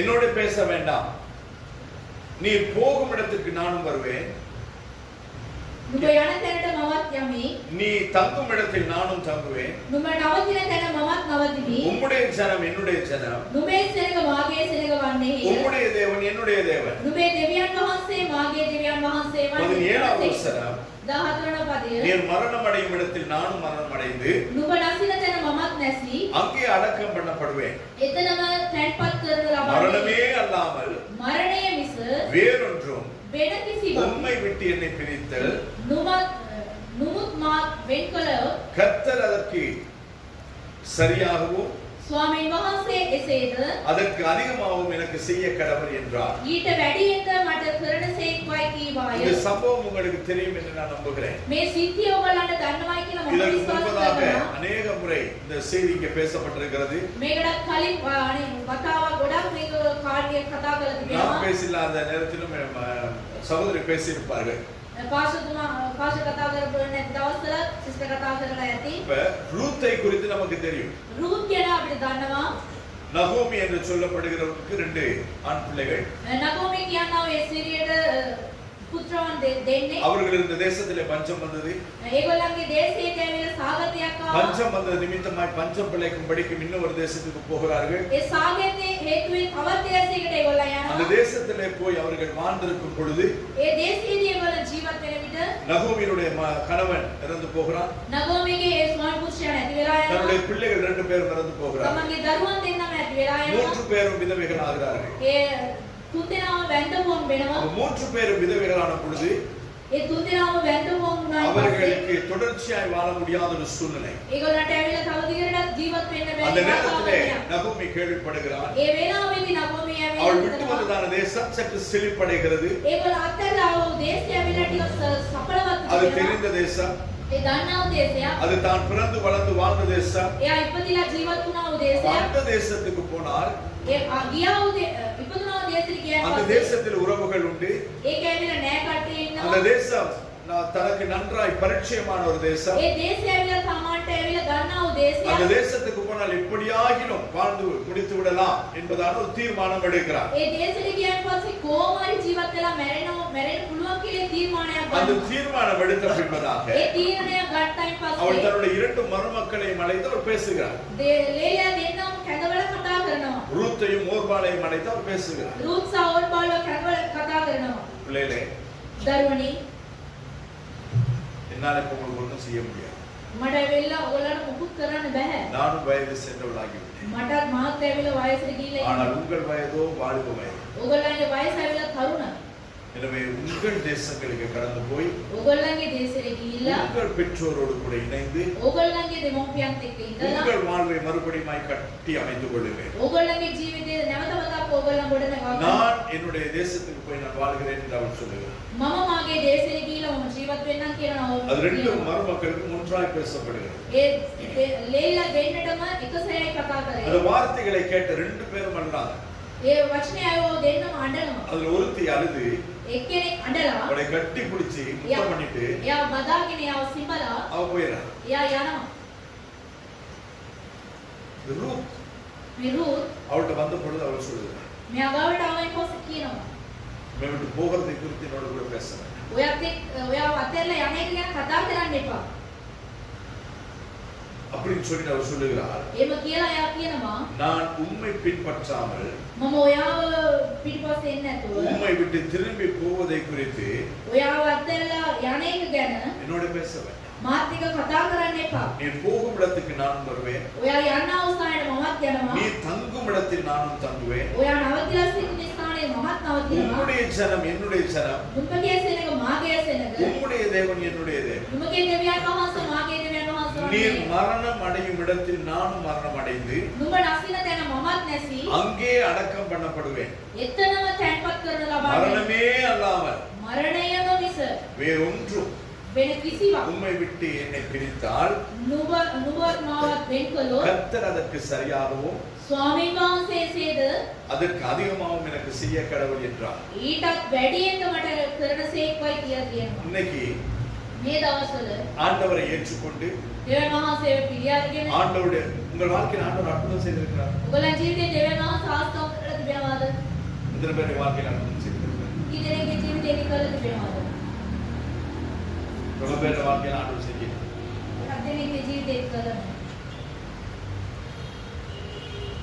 என்ன அற்புதம் செய்தார்? මොනවද යාපත කරලා තිබෙන්නේ? என்ன அற்புதம் செய்தார்? මොනවද යාපත කරලා තිබෙන්නේ? பாவமான வாழ்க்கையிலிருந்து පාපිෂ්ඨ ජීවිතේ ඉඳලා ரட்சிப்பை கொடுத்தார். ගැලවීම ලිපිලා තිබෙනවා. படிப்பு கொடுத்திருக்கிறாரு, வேலை கொடுத்திருக்கிறாரு, கல்யாணம் கொடுத்திருக்கிறாரு, ப்ரமோஷன் கொடுத்திருக்கிறாரு, வீடு கொடுத்திருக்கிறாரு, பிசினஸ் கொடுத்திருக்கிறாரு. இதெல்லாம் ஓகே. ඉතින් කියලා තිබෙන බිස්නස් එක ඒ වගේම සෑම දේවල් ගොඩක් இது දේවල් வெளியுள்ளவங்களுக்கும் கொடுத்திருக்கிறாரு. ඉන්නේ ඉන්න කට්ටියට දීලා තිබෙනවා. ஆனால் நமக்கு ඒවොත් අපිට ஆண்டவர் ரட்சிப்பை கொடுத்தார். දෙවියන් වහන්සේගේ ගැලවීම දීලා இதை තිබෙනවා. விட பெரிய ஒரு அற்புதம் அதிசயம் எதுவுமே கிடையாது. මේකටත් වඩා ආස්තම ඇවිල්ලා පුදුම දෙයක් වෙන ஆனால் இந்த අற்புதத்தை அதிசயத்தை நாங்கள் எல்லாரும் இழந்து விட்டோம். මේ ආස්තම සහ මේ පුදුම දේ ඇවිල්ලා අපි නැති කරගත්තා. வச்சிருக்கீங்களா இழந்துட்டீங்க? තියාගෙන ඉන්නවද නැති කරගලා තියෙනවා. மத்தேயு 24:13 சொல்லுகிறது, මතේ 24:13 කියනවා. தன் ரட்சிப்பை கடைசி வரையிலும் காத்துக் கொள்ளுகிறவனே ரட்சிக்கப்படும். තමන්ගේ ගැලවීම අන්තිම වෙනකන් ආරක්ෂා කරන මනුෂ්‍යයා ගැලවීම ரட்சிக்கப்பட்டு 25 வருஷம், තමන් ගැලවීම ලබලා අවුරුදු நான் ரட்சிக்கப்பட்டு 15 வருஷம், තමන් ගැලවීම ලබලා අවුරුදු எனக்கு 5 ஞானஸ்தானம் கொடுத்தவர் அவரு, මට බෞතිස්ම දුන්නේ එයා. நான் ஆராதிச்சது இங்க, මම නමස්කාර කරේ මේ. அது எதுவுமே நம்மை பரலோகம் கொண்டு செல்லாது. කිසිම දෙයක් ස්වර්ග රාජ්‍යයට අරන් යන්නේ நான் නැහැ. பெற்ற ரட்சிப்பை තමන් ලැබුවා වූ ගැලවීම ரட்சகராகிய மணவாளன் வரும் பொழுது ඒ ගැලවීමේ මනාලය එන විට எத்தனை பேர் காத்துக் கொள்ளுகிறோம் அவர்கள் மட்டும்தான் போவோம். කී දෙනෙක් ආරක්ෂා කර ගන්නවාද ඒගොල්ලන් විතරමයි යන්නේ. அதுக்காக தான் இந்த பாடுகள், இந்த போராட்டங்கள். ඒ ඉඳ තමයි මෙච්චර පුර වෙන්නේ. உங்களுக்கெல்லாம் புரிய மாட்டாது. ඕගොල්ලන්ට පැහැදිලි නැහැ ஏன் சொன்னா உங்களுக்கு நிறைய சோழிகள் உண்டு, வேற வேற வேற. ඕගොල්ලන්ට තව තව වැඩවල් තිබෙනවා ඇති. நமக்கும் அநேக சோழிகள் உண்டு. බලගතුමාටත් තිබෙනවා. எனக்கும் ஒரு மனைவி 2 பிள்ளைகள் இருக்காங்க. පාස්ටර්ට අතේවල සිස්ටර් භාර්යාව සහ දරුවන් எனக்கும் ஒரு குடும்பம் உண்டு. පාස්ටර්ට කවුලක් තිබෙනවා. அப்ப என்னுடைய குடும்பத்தை விசாரிக்க வேண்டியது, பராமரிக்க வேண்டியது, நடத்த வேண்டியது என்னுடைய பொறுப்பு. බලගතුමාගේ පවුල ඇවිල්ලා ආරක්ෂා කර ගන්නවා, නඩත්තු කරන එක එයාගේ ඒ සතුටයි. அப்ப இதையும் தாண்டி මේකටත් වඩා தேவன் எனக்கு கொடுத்த இன்னும் ஒரு குடும்பம் உண்டு. දෙවියන් වහන්සේ දීලා තිබෙනා තව පවුලක් அப்ப තිබෙනවා. அதுதான் இந்த சபை. ඒක තමයි මේ සභාව. இந்த சபையாகிய என்னுடைய குடும்பத்தை මේ සභාව නැමැති මේ පවුල பிதாவுக்கு முன்பதாக, පියාණන් වහන්සේගේ ඉදිරියේ பரலோகத்தின் பிதாவுக்கு முன்பதாக, ස්වර්ග රාජ්‍යයේ සිටිනා පියාණන් වහන්සේට என்னுடைய ඉදිරියේ பிரதான மேய்ப்பனுக்கு முன்பதாக මාගේ මහත් වූ එඩේරාට கொண்டு ඉදිරියේ வந்து நிறுத்த வேண்டியது என்னுடைய பொறுப்பு. ඒ ගිහිල්ලා නවත්තන එක அப்ப පාලකතුමාගේ அந்த වැඩ. கடமையை நான் சரியாய் செய்யாவிட்டால், ඒ රාජකාරිය හරියාකාරව කරේ இந்த නැත්නම් ரூத் சொன்னது போல රූත් කියනවා වගේ அதற்கு சரியாகவும் அதுக்கு அதிகமாகவும் நான் கர்த்தருக்கு கணக்கு கொடுக்க வேண்டும். ඒකට අඩුවෙන් සහ වැඩියෙන් දෙවියන් වහන්සේට මම ගණන් දිය යුතුයි. அப்படி கணக்கு கொடுக்காமல் இருக்கிறதுக்காக, ඒකට ගණන් දෙන්න නැතුව සිටින சரியாய் உங்களை கொண்டு நிறுத்துகிறதுக்காக தான் இத்தனை போராட்டம். හරියාකාරව නවත්වන්නකම් මෙච්චර පොර බැරි. நேரத்துக்கு வாங்க, වෙලාවට එන්න. ஜெபத்துக்கு வாங்க, යාඥාවට එන්න. இதை செய்யுங்க. ඒක කරන්න. இதெல்லாம் எதுக்கு உங்களுக்கு சொல்றது? මොනවටද මේවා කියන්නේ? உங்களுடைய ஆவிக்குரிய வாழ்க்கையில நீங்கள் வளர வேண்டும். ආත්මික ජීවිතයේ ඔයගොල්ලන් හැමෙල වර්ධනය වෙන්න. ஆவிக்குரிய வாழ்க்கை வீட்டுல இருந்தா மாறாது. ආත්මික ජීවිතයේ ගෙදර ගිහිල්ලා ඒවා ඉගස්ස ගන්න බෑ. நிறைய பேருக்கு சபைக்கு வர்றதுக்கு டைம் கிடையாது. සභාවට එන්න වෙලාවක් නැහැ. ஏன்னா அந்த அளவுக்கு பிஸி. එච්චරම බිසි. ஆண்டவரே இந்த முழு உலகத்தையும் உண்டாக்கிட்டு 7வது நாள் ஓய்ந்து இருந்தார்னு வேதம் சொல்லுது. මේ මුළු ලෝකෙම අවල ඇවිල්ලා යත්වෙනි දවසේ උන්වහන්සේ විවේක ගත්තයි කියලා அது බයිබලෙ. ஆண்டவர் 24 மணி நேரம் உண்டாக்கல. පැය 24ම ඇව්වේ නැහැ. எல்லாத்தையும் உண்டாக்கிட்டு சாயங்காலத்துல பார்த்து சொல்றாரு, ஓ இதெல்லாம் நல்லா இருக்கு அப்படி. ඔක්කොම අවල ඇවිල්ලා அவஸ்தா. සවස් කාලයේදී උන්වහන්සේ කිව්වා ඇවිල්ලා මේ 12 ஆண்டவர் ஒவ்வொரு நாளும் தன்னுடைய வேலையை முடித்து ஓய்ந்திருந்து நல்லதுன்னு பார்க்கிறார். උන්වහන්සේ සෑම රාජකාරිය කරලා සවස් කාලයේදී මේවා යහපත් කියලා ஆனா நாம் උන්වහන්සේ என்ன சொல்றோம், நமக்கு டைமே இல்ல, 24 மணி நேரம் பத்தாது. අපි කියනවා පැය 24 මදි. சரி, அதுக்கு மேல இன்னொரு 3 மணி நேரம் கொடுத்து நீங்க என்ன செய்ய போறீங்க? පැය 3ක් වැඩියෙන් දුන්නොත් මොනවද කරන්න යන්නේ? என்ன செய்ய போறீங்க? මොනවද කරන්න යන්නේ? இதெல்லாம் செய்ய போறீங்க. මේකමයි කරන්න යන්නේ. வீட்டுக்குள்ளேயே அனாவசியமா எத்தனை கிலோமீட்டர் சும்மா நடக்கிறீங்க? ගෙදර ඇතුළේම කීසරයක් ඇවිදවිද ඉන්නේ.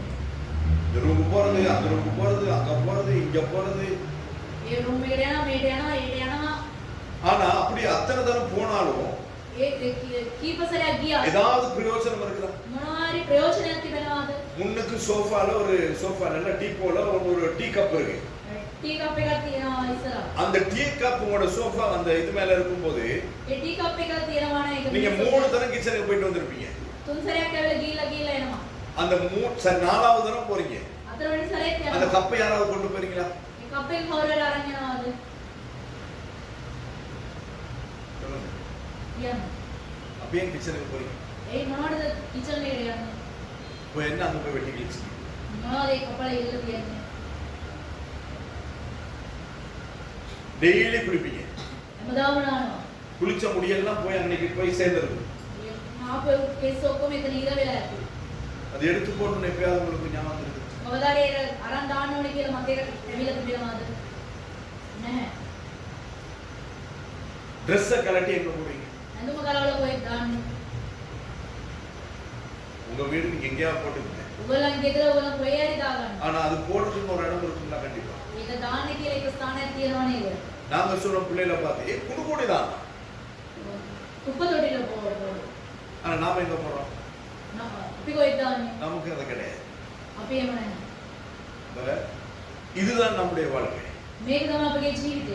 இது மாற வேண்டும். මේව වෙනස් වෙන්න ඕනේ. ஏனென்றால் நாம் ஆராதிக்கிற தேவன் நம்ம ஒழுக்கமும் கிரமமுமான தேவன். අපි නමස්කාර කරනවා දෙවියන් වහන්සේ විනයානුකූලව හරි ආකාරයෙන් நீங்க කරනවා. வாயினால நீங்க எவ்வளவு நீங்க பேசலாம். ඔයගොල්ලන්ට කටින් ඇවිල්ලා මොනවද කතා කරන්න පුළුවන්. உங்கள் கிரியைகள் இல்லை என்று சொன்னால் அதுக்கு பலன் கிடையாது. ඔයගොල්ලන්ගේ ක්‍රියාව නැත්තම් ඒක කිසිම විපාකයක් நாம் නැහැ. பேசலாம். අපිට කතා කරන්න පුළුවන්. கடந்த வெள்ளிக்கிழமை கூட நானும் ஜெஷூரன் ஒரு இடத்துக்கு போய் ஊழியம் செய்துட்டோம். සිකුරාදා වෙලේ ජසූරසා පාස්ටර් වෙලා සේවාවක් කරලා அவரை வச்சுட்டே தான் அநேக காரியங்கள் சொன்னேன். යාව තියාගෙන බොහෝ දේවල් அப்ப அவர் பிள்ளையை வச்சுட்டோ என் மனைவி மக்களை வச்சுட்டோ நான் போய் பேச முடியாது. දරුවව සහ භාර්යාව තියාගෙන බොරු කියන්න බෑ. எதை செய்கிறேனோ அதான் நான் செய்ய முடியும். මොනවද මම කරන්නේ ඒක තමයි කතා කරන්න පුළුවන්. அப்படின்னா அப்படி இல்லைன்னு சொன்னா நான் போய் பேசுகிறவனே மாறுறேன். එහෙම නැත්තම් මම බොරු කියන කෙනෙක් වෙනවා. அப்ப தேவன் நம்மை பார்க்கிறார். දෙවියන් වහන්සේ අපිව බලනවා. அப்ப இந்த நகும் இந்த என்ன செய்யற ஒரு ஆள் வந்து முத்தம் கொடுத்துட்டு கடந்து போயிடுறான். ஒரு பாயத்துல சிம்பல යනවා. ரூத் என்ன சொல்லுகிறார்? ரூத் මොනවද කරන්නේ? அதை குறித்து பேச. ඒ ගැන කතා කරන්න එපா. இருக்கிற இடத்துல நான் இருப்பேன். ඔයා ඉන්න අවස්ථාවේ මමත් ඉන්නවා. மரணமே அல்லாமல் මරණය නැතු මිස நம்மை யாரையும் பிரிக்க முடியாது. අපි වෙන් කරන්න කිසිවක් බෑ. யார் சொல்லுகிறது? කවුද කියන්නේ? ரூத். அதை சொல்லும் பொழுது ரூத்துக்கு எத்தனை வயசு இருக்கும் நினைக்கிறீங்க? ඒ කියනකොට රූත්ට වයස කීයක් ඇතිද? எத்தனை வயசு? වයස කීයක් ඇතිද? சாதாரணமா சொன்னீங்க. සාමාන්‍ය 25க்கும் 30 வயதுக்கும் இடையில். 25 සහ 34. வேதம் சொல்லவில்லை, வேதத்தில் எழுதப்படவில்லை. බයිබලේ කියලා නැහැ. ஆனால் வேத ஆராய்ச்சியாளர்கள் சொல்லுகிறார்கள். බයිබලේ ගැන ලියන කට්ටිය කියලා තියෙනවා. 25க்கும் 30 வயதுக்கும் இடைப்பட்ட வயதிலே தான் அவள் இருக்கிறார். 25 සහ 30 අතර තමයි යාගේ වයසේ තමයි ආන්නේ. அவள் தன்னுடைய எதிர்காலத்தை குறித்து அவள் யோசிக்கவில்லை. තමාගේ අනාගතය ගැන කතා බැලුවේ නැහැ. அவள் தன்னுடைய இளமையை குறித்து அவள் யோசிக்கவில்லை. තමාගේ තරුණ කාලය ගැන කතා කරන්නේ නැහැ. ஊர் என்ன பேசும்? ගම මොනවද කතා ஐயோ කරන්නේ? இவளோட போயிட்டா என் எதிர்காலம் என்னவாய் மாறும்? අයියෝ මෙයාත් එක්ක ගියන් පස්සේ මගේ අනාගතය ஏன் මොනවද? சொன்னா அவளே ஏற்கனவே விதவை. එයා ඇවිල්ලා වැන්දපු ස්ත්‍රිය. அவள் மறிச்சிட்டா என்னுடைய எதிர்காலம் கேள்விக்குறியாய் போயிருமே. එයා මැරුණාන් පස්සේ මාගේ ජීවිතයක් මේව ප්‍රශ්නාර්ථයක් වෙනවනේ. அவள் எதுவுமே யோசிக்கவில்லை. කිසිම දෙයක් කල්පනා කරේ නැහැ. மாறாய் அவர் என்ன சொல்லுகிறார்? එයා මොනවද කියන්නේ? உறவுக்கு அவள் முக்கியத்துவம் கொடுக்கிறார். ඒ නෑකමට එයා මුල් තැන இன்னும் දෙනවා. எத்தனை பேர் කී දෙනෙක් உறவுக்கு நாங்கள் முக்கியத்துவம் கொடுக்கிறோம்? නෑකමට මුල් තැන දෙනවා. உறவுன்னு சொன்னா உங்க உறவு கிடையாது. ඔයගොල්ලන්ගේ නෑකම නෙමෙයි. தேவனோடுக்குள்ள உறவுக்கு நாங்கள் எத்தனை பேர் முக்கியத்துவம் கொடுக்கிறோம்? දෙවියන් වහන්සේගේ නෑකමට කී දෙනෙක් ඇවිල්ලා ප්‍රමුඛත්වය දෙනවාද? நான் பாவியா இருக்கையில் எனக்காய் ஜீவன் கொடுத்தவர். මම පෞකාරයේ කැඩෙලා ඉන්නකොට උන්වහන්සේගේ ජීවනය මම උදෙසා දුන්නා. நான் நல்லவனா இருக்கும்போது கிடையாது. මම හොඳ කෙනෙක් කැඩෙලා ඉන්නකොට විතරක් නෙමෙයි. நீங்க யாராவது இங்க நல்லவங்க இருக்கீங்களா? කවුරුරි හොඳ කෙනෙක් ඉන්නවද? யாரும் நல்லவங்க கிடையாது. කවුරුත් හොඳ නෙමෙයි. நல்லவர்கள் என்றால் මේ හොඳ මනුෂ්‍යයා කියන්නේ யார் தெரியுமா? ඔව් දන්නවද? என்கிட்ட கோபம் கிடையாது. මට ඇවිල්ලා කෝපය නැහැ. என்கிட்ட எரிச்சல் கிடையாது. මට ඇවිල්ලා කිත්තකම නැහැ. என்கிட்ட பொய் பித்தலாட்டம் கிடையாது. මට ඇවිල්ලා බොරු කියන එක. நான் மத்தவங்களை குறித்து பேசுறது கிடையாது. අනිත් අය ගැන කතා කරන්නේ නැහැ. மத்தவங்களோட முன்னேற்றத்தை குறித்து எனக்கு எந்த விதமான ஒரு பொறாமையும் கிடையாது. අනිත් අයගේ උසස් වීම ගැන කිසිම ඉරිෂාවක් නැහැ. மற்றவர்கள் செய்ய வேண்டும் என்கிறதை நான் செய்கிறேன். අනිත් අය කරන එක කරන එක මම කරනවා. மற்றவர்கள் எதை என்னிடத்தில் எதிர்பார்க்கிறார்களோ அதை நான் அவர்களுக்கு செய்கிறேன். අනිත් අය මොනවද හිතන්නේ ඒක තමයි මම ඒවලට කරන්නේ. மற்றவர்கள் என்னை குறித்து எதை பேசினாலும் பரவாயில்ல, என்னுடைய வேலையை நான் செய்கிறேன். අනිත් අය මම ගැන මොනවා කතා කරත් කමන්නේ මගේ කාර්යය මම என்னுடைய வாழ்க்கையிலே தேவனை தவிர நான் வேற யாரையும் நான் சந்தோஷப்படுத்த மாட்டேன். මගේ ජීවිතේදී දෙවියන් වහන්සේ හැරෙන්න වෙන කාවත් සතුටු කරන්නේ செய்வேன் என்று தேவனுக்கு பொருத்தனை பண்ணினதை உயிர் போனாலும் நான் செய்வேன். කරන්නම් කියලා පොරොන්දු වුණ එක ජීවිතේ ගියක් මම ඒක இப்படி කරනවා. யாராவது இருக்கிறீங்களா? මේ කවුරුරි කෙනෙක් ඉන්නවද? சிலுவை மரண பரியந்தம் ඒ කුරුසිය මරණය වෙනකම් இயேசு கிறிஸ்து தன்னை தாழ்த்தி යේසුස් වහන්සේ තමව යටහත් කරා. பிதாவினுடைய ஒரே குமாரன் என்கிறதை அவர் கொள்ளையாடின பொருளாய் அவர் எடுத்து நினைக்கவில்லை. පියාණන් වහන්සේ එකම පුත්‍රයෙක් කියලා එයා ඒක හිතුවේ නැහැ. அப்படி யாராவது நினைக்கிறோம் இருக்கிறோமா இல்லை? කවුරුහරි එහෙම ඉන්නවද? ஒருத்தரும் கிடையாது. நான் உட்பட ஒருத்தரும் கிடையாது. මම සතු වෙන කවුරුත් நான் பேசுகிற நான் பரிசுத்தவான் கிடையாது. කතා කරන්න මමත් ඇවිල්ලා සුද්ධවන්ත. தேவனுடைய கிருபையை நான் நிற்கிறேன். දෙවියන් වහන්සේගේ කරුණාවෙන් සිටිනවා. யாருமே கிடையாது. කවුරුත්ම නැහැ.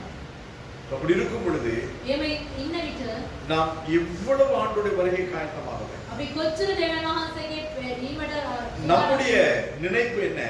අපගේ සිතුවිල්ල කුමක්ද? சர்ச்சுக்கு வந்தா චර්ච් එකට ආවා ஞானஸ்நானம் எடுத்துட்டா බෞතිස්ම ගත්තා தசமபாகம் காணிக்கை கொடுத்துட்டா දසෙන්වල සම්මාදම් ஒரு நாளைக்கு 3 அதிகாரம் வாசிட்டா සති දවසකට ඇවිල්ලා පරිචය காலையில கொஞ்ச நேரம் ஜெபம் பண்றது சாயந்தரம் ஒரு நேரம் ஜெபம் பண்றது குடும்பமா உட்கார்ந்து ஒரு 5-10 நிமிஷம் ஜெபம் பண்றது பண்ணிட்டா උදෑසන යාඥා කරලා සවස යාඥා කරලා පවුලක් ඇටියට වාඩිලා යාඥා කරලා புதன்கிழமை ஜெபம் வியாழக்கிழமை ஜெபம் வெள்ளிக்கிழமை ஜெபம் சனிக்கிழமை ஊழியத்துக்கு நான் போயிட்டு வந்துட்டா සෙනසුරාදා සේවාව සිකුරාදා යාඥාව ඒ වගේම බදාදා බ්‍රහස්පතිදා යාඥාවට ගිහිලා நான் பரலோகம் போயிடுறேன். මම සුවය රාජ්‍යයට යනවා. போயிருங்களா? යනවාද? கண்டிப்பா போக மாட்டேன். අනිවාර්යයෙන් යන්නේ නැහැ. வாய்ப்பே கிடையாது. ඒකට යන්නව බෑ. வாய்ப்பே கிடையாது. ඒකට බෑ. நான் මම கிறிஸ்துவை போல் மாற வேண்டும். ක්‍රිස්තුස් වහන්සේ වගේ වෙනස් වෙන්න ඕනේ. குமாரனுடைய சாயலுக்கு ஒத்த சாயல் என்னுடைய வாழ்க்கையில வர வேண்டும். පුත්‍රයාණන් වහන්සේගේ ස්වරූපය මා තුළ එන්න ඕනේ. அப்படி வந்தால்தான் நான் பரலோகம் போவேன். එහෙම ආවොත් විතරයි ස්වර්ග රාජ්‍යයට යන්න පුළුවන්. அப்ப இந்த ரூத் என்ன சொல்லுகிறார்? මේ රූත් මොනවද කියන්නේ? உம்மை விட்டு நான் போக மாட்டேன். ඔයාව අත්හැරලා මම යන්නේ இன்னைக்கு නැහැ. யாராவது நாம சொல்றோமா? අපි කවුරු හරි කියනවද මේක? நாங்க ஒரு இடத்துல வாழ்ந்தோம். අපි එක ස්ථානයක ජීවත් இப்பொழுது වුණා. நாங்கள் இன்னும் ஒரு இடத்துல வந்து வாழ்ந்து கொண்டிருக்கிறோம். දැන් අපි තවත් ස්ථානයක අවිල ජීවත් වෙනවා. முன்பு உலகத்திலே வாழ்ந்தோம். ඉස්සර ලෝකේ ජීවත් பாவம் වුණා. சார்ந்த வாழ்க்கையிலே வாழ்ந்தோம். ඒ පාපේ පිරුණව ලෝකේ உலகத்தின் ජීවත් போக்கிலே වුණා. போனோம். ඒ ලෝකේ යන ආකාරයට இஷ்டப்படி ගියා. நாங்க உடுத்துனோம். අපේ කැමති ආකාරයට අපි ඇස්සා. இஷ்டப்படி இடத்துக்கு போயிட்டு வந்தோம். අපි කැමති ස්ථානයට ගිහිල්ලා ආවා. இந்த சபையில ஆராதிக்கிற யாராவது சொல்ல முடியும்? அண்மை காலத்துல நான் படத்துக்கு போனேன்னு யாராவது சொல்ல முடியும்? කලින් දවසේ මේ නමස්කාර කරන කට්ටියන් කියන්න පුළුවන්ද? ළඟදී චිත්‍රපටය බලලා ආවේ නැහැ කියලා. போயிருக்கிறீங்க. ගිහලා තියෙනවා. யாருக்கும் மறைக்கணும். කාටවත් සංගවන්න. கர்த்தருடைய ஆவியானவருக்கு மறைக்க முடியாது. දෙවියන් වහන්සේගේ ආත්මයන් වහන්සේට සංගවන්න බෑ. யாரும் இதுல யாராவது சொல்ல முடியுமா? நான் போன்ல தேவையில்லாத ஒரு காரியம் நான் பார்க்கணும்னு சொல்லி ෆෝන් එකේ ඇවිල්ලා අනවශ්‍ය දෙයක් බලලා නැහැ කියලා කියන්න පුළුවන්ද? டக்குன்னு நீங்க மறைச்சிடலாம். ඔයගලන්ට සංගවන්න. யாராவது பக்கத்துல அப்படி cross ஆ போகும்போது කවුරුරි ළඟ එනකොට தேவ ஆவியானவருக்கு மறைக்க முடியாது. දෙවියන් වහන්සේගේ ආත්මයන් වහන්සේට සංගවන්න බෑ. யார் யார் பார்த்தீங்க, யார் யார் போனீங்கன்னு நான் வேணும்னா சொல்றேன்.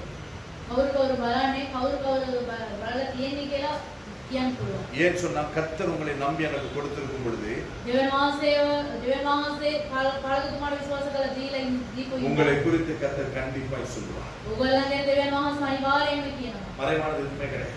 සංගෝප දෙයක් කිසිම දෙයක් නැහැ. போன கிழமை உட்கார்ந்துட்டு இங்க தேவையில்லாத வேலை செய்யற சர்ச்சில் உட்கார்ந்துட்டு මේ ස්ථානයේ වාඩි වෙලා අනවශ්‍ය දෙයක් කරේ නැද්ද? முன்னுக்கு செய்தி போயிட்டு இருக்குது, அங்க உட்கார்ந்து நீங்க வேற வேலையை செய்யலையா? දේශනාව යන්නේ සිටිනවා මොනවද දෙයක් කරනවා. கர்த்தருக்கு மறைவானது எதுவுமே கிடையாது. දෙවියන් වහන්සේට සංගවන්න. அதனாலதான் நான் தைரியமாய் சொல்லுவேன். දෙවියන් ඒන්න තමයි ධෛර්යය. ஒரு தினம் இல்லாம போனாலும் பரவாயில்ல. එක්කෙනෙක්වත් නැතුව ගියත් කමක් இந்த නැහැ. சபையில தேவன் மாத்திரம் இருக்கார். මේ සභාවේ දෙවියන් වහන්සේ පමණක් සිටින්න ඕනේ. அவர் இருந்தா போதும். එයා පිටියට ඇති.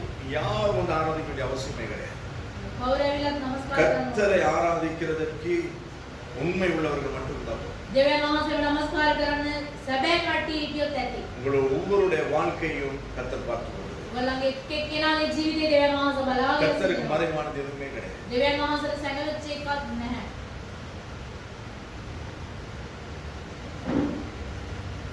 நாங்கள் எத்தனை பேர் අපි කී දෙනෙක්ද? தேவனுக்கு முன்பதாக உண்மையாயிருக்கிறோம்?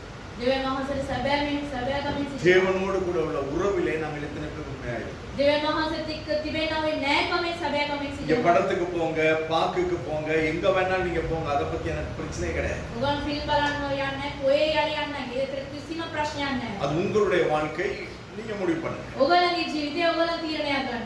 ஆனால் அந்த காரியத்தை சொல்லாமல் விட்டால் அந்த இரத்த பலியை கர்த்தர் என்னிடத்தில் கேட்பார். ඒ කාර්යය කිව්වේ නැත්නම් ඒ ආන්නේ පාලකතුමාගේ. இப்ப நான் ஃப்ரீ. දැන් ඇවිල්ලා කිසිම දෙයක් அவனு கேட்க மாட்டான், நீ ஏன் இதை சொல்லல?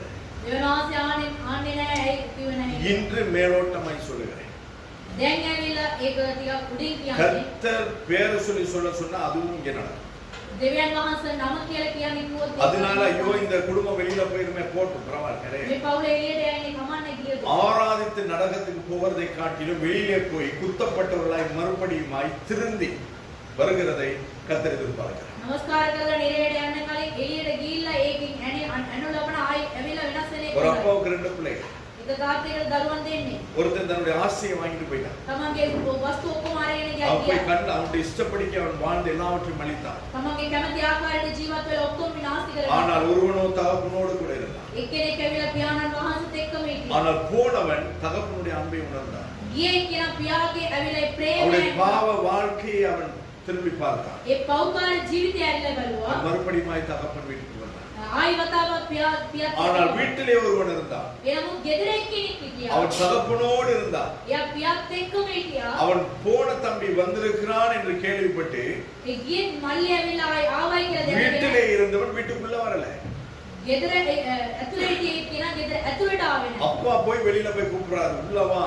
තාත්තා ගිහලා එළියට ගිහලා කතා කරන ඇතුලට එන්න ආවේ නැහැ. அப்பாவோடு கூட இருந்தாலும் තාත්තත් එක්ක හිටියා. அவருடைய சுபாவம் மாறவில்லை. එයාගේ ගුණාංගය වෙනස් වුණේ. ஆலயத்திலே ஆராதித்தாலும் දෙවියන් වහන්සේගේ සමූහයේ அவருடைய නමස්කාර சுபாவம் කරා. மாறவில்லை. ගුණාංගය වෙනස් ஆனால் වෙලා எல்லாவற்றையும் எடுத்து போய் தகாத வாழ்க்கை வாழ்ந்தாலும் ඔක්කොම අරගෙන ගිහිල්ලා පිළිකුල් කරන ජීවිතයක් ජීවත් වුණා. அவன் பிதாவினுடைய அன்பை உணர்ந்தவனாய் திரும்பி வருகிறான். පියාණන් වහන්සේගේ ප්‍රේමය ඇඳුනේ කෙනෙක් ඇටියට ආයි වතාවක් ආවා. வேற்று தேசத்திலே நகோமி போய் வாழ்கிறார்.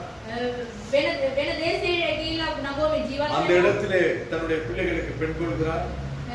ඒ ස්ථානයේ දරුවන්ට ඇවිල්ලා විවාහ කරලා දෙනවා. பெண் கொண்ட பின்பதாக பிள்ளைகள் மரித்து போகிறார்கள். ඒ විවාහය කරලා තිබ්බයින් පස්සේ දරුවන් නැති වෙලා இப்பொழுது යනවා. மருமக்கள் விதவைகளாய் இருக்கிறார்கள். ඒ ලේලිලා ඇවිල්ලා වැඳපු ස්ත්‍රිය වෙනවා.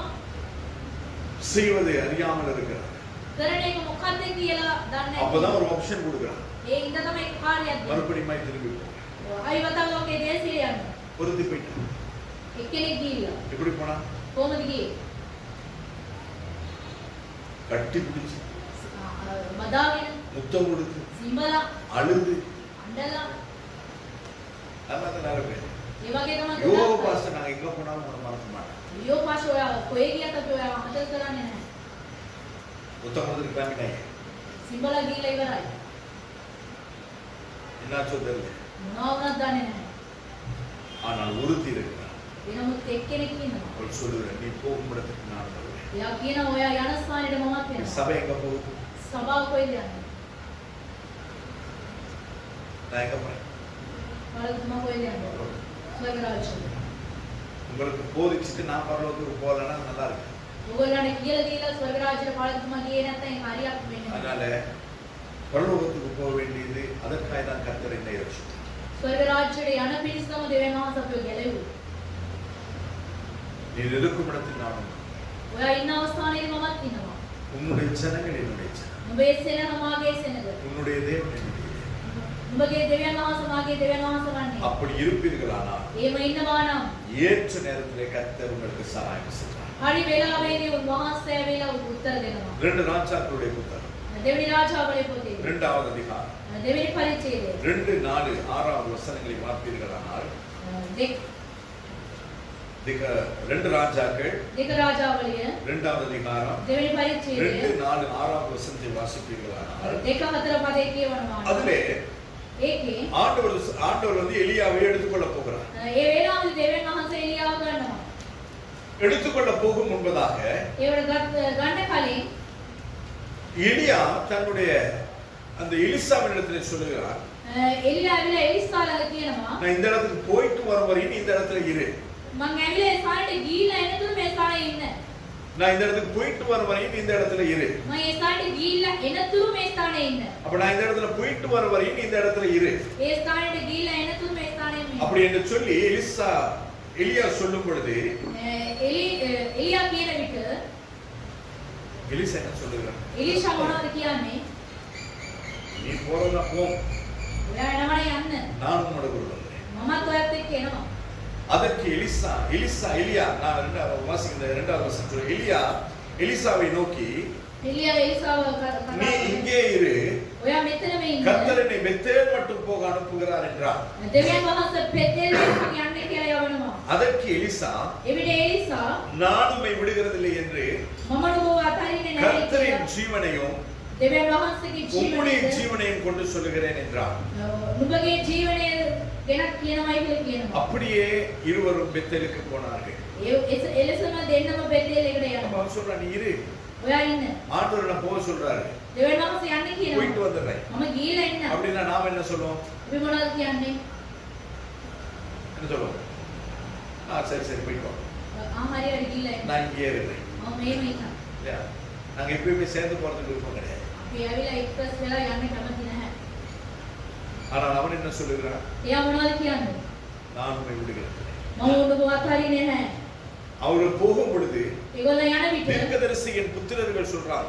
ඒ අනාගත වාක්‍ය කියනකේ දරුවන් කියන வாசிச்சு பாருங்க, ராஜாவின் புத்தகத்தை வாசிச்சு பாருங்க. දෙවන රාජාවලේ කියලා சொல்றாங்க, බලන්න. இன்னைக்கு உடைய ஊழியக்காரனை தீர்க்கதரிசி ஆண்டவர் எடுத்துக்கொள்வாரு.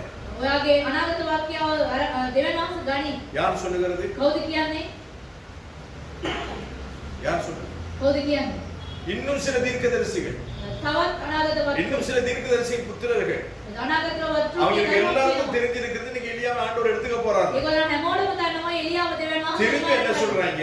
ඒගොල්ලන් දැනගෙන මොනවද அவர் කියන්නේ? பின்னுக்கு போற ஆளுக்கு டிஸ்கரேஜ் பண்றாங்க. පිටිපස්ස යන එක්කෙනාට ඒගොල්ලෝ කියලා දෙනවා. இன்னைக்கு அவரை கொண்டு போயிடுவாரு. එයාව ඒක ගනි. இன்னைக்கு ஆண்டவர் அவர் எடுத்துருவாரு. දෙවන වහන්සේ එයාව අරගන්න. நீ அவர் பின்னுக்கு போய் வேலை இல்லை. එයාගේ පිටිපස්ස කියලා වැඩක් නැහැ. இன்னைக்கு தான் நம்ம நிலைமை. අපගේ தත්ත්වය ඒක තමයි. எல்லாருக்கும் தெரியும் ஆண்டவர் வருகிறார், අපි හැමෝටම දන්නවා அவர் දෙවියන් சபையை වහන්සේ எடுத்துக்கொள்வார் අපගේ සභාව என்று අරගන්නවා. தெரிந்திருந்தோம்.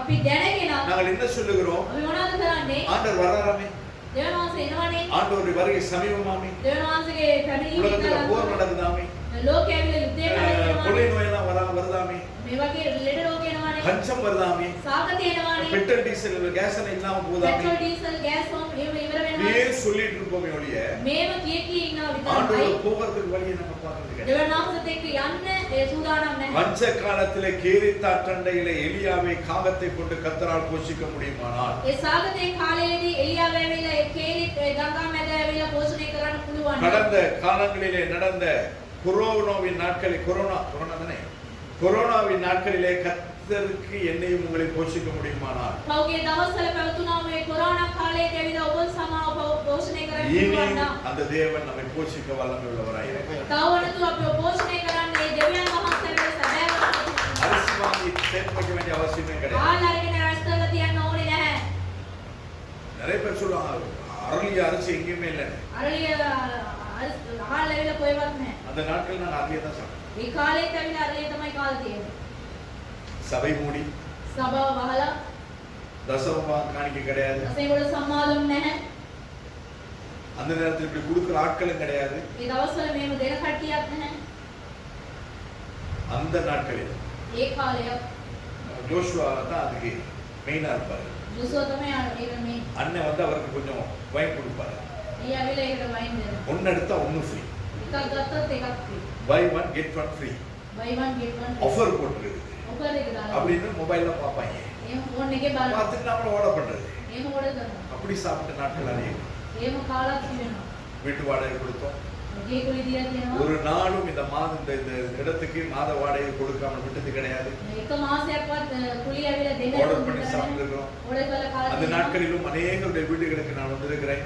ඒ දවස්වලද එහෙම ගෙදරටම ඇවිල්ලා அநேக තියෙනවා. ஊழியர்களுக்கு நம்முடைய சார்பாக அநேக உதவிகளை செய்தோம்.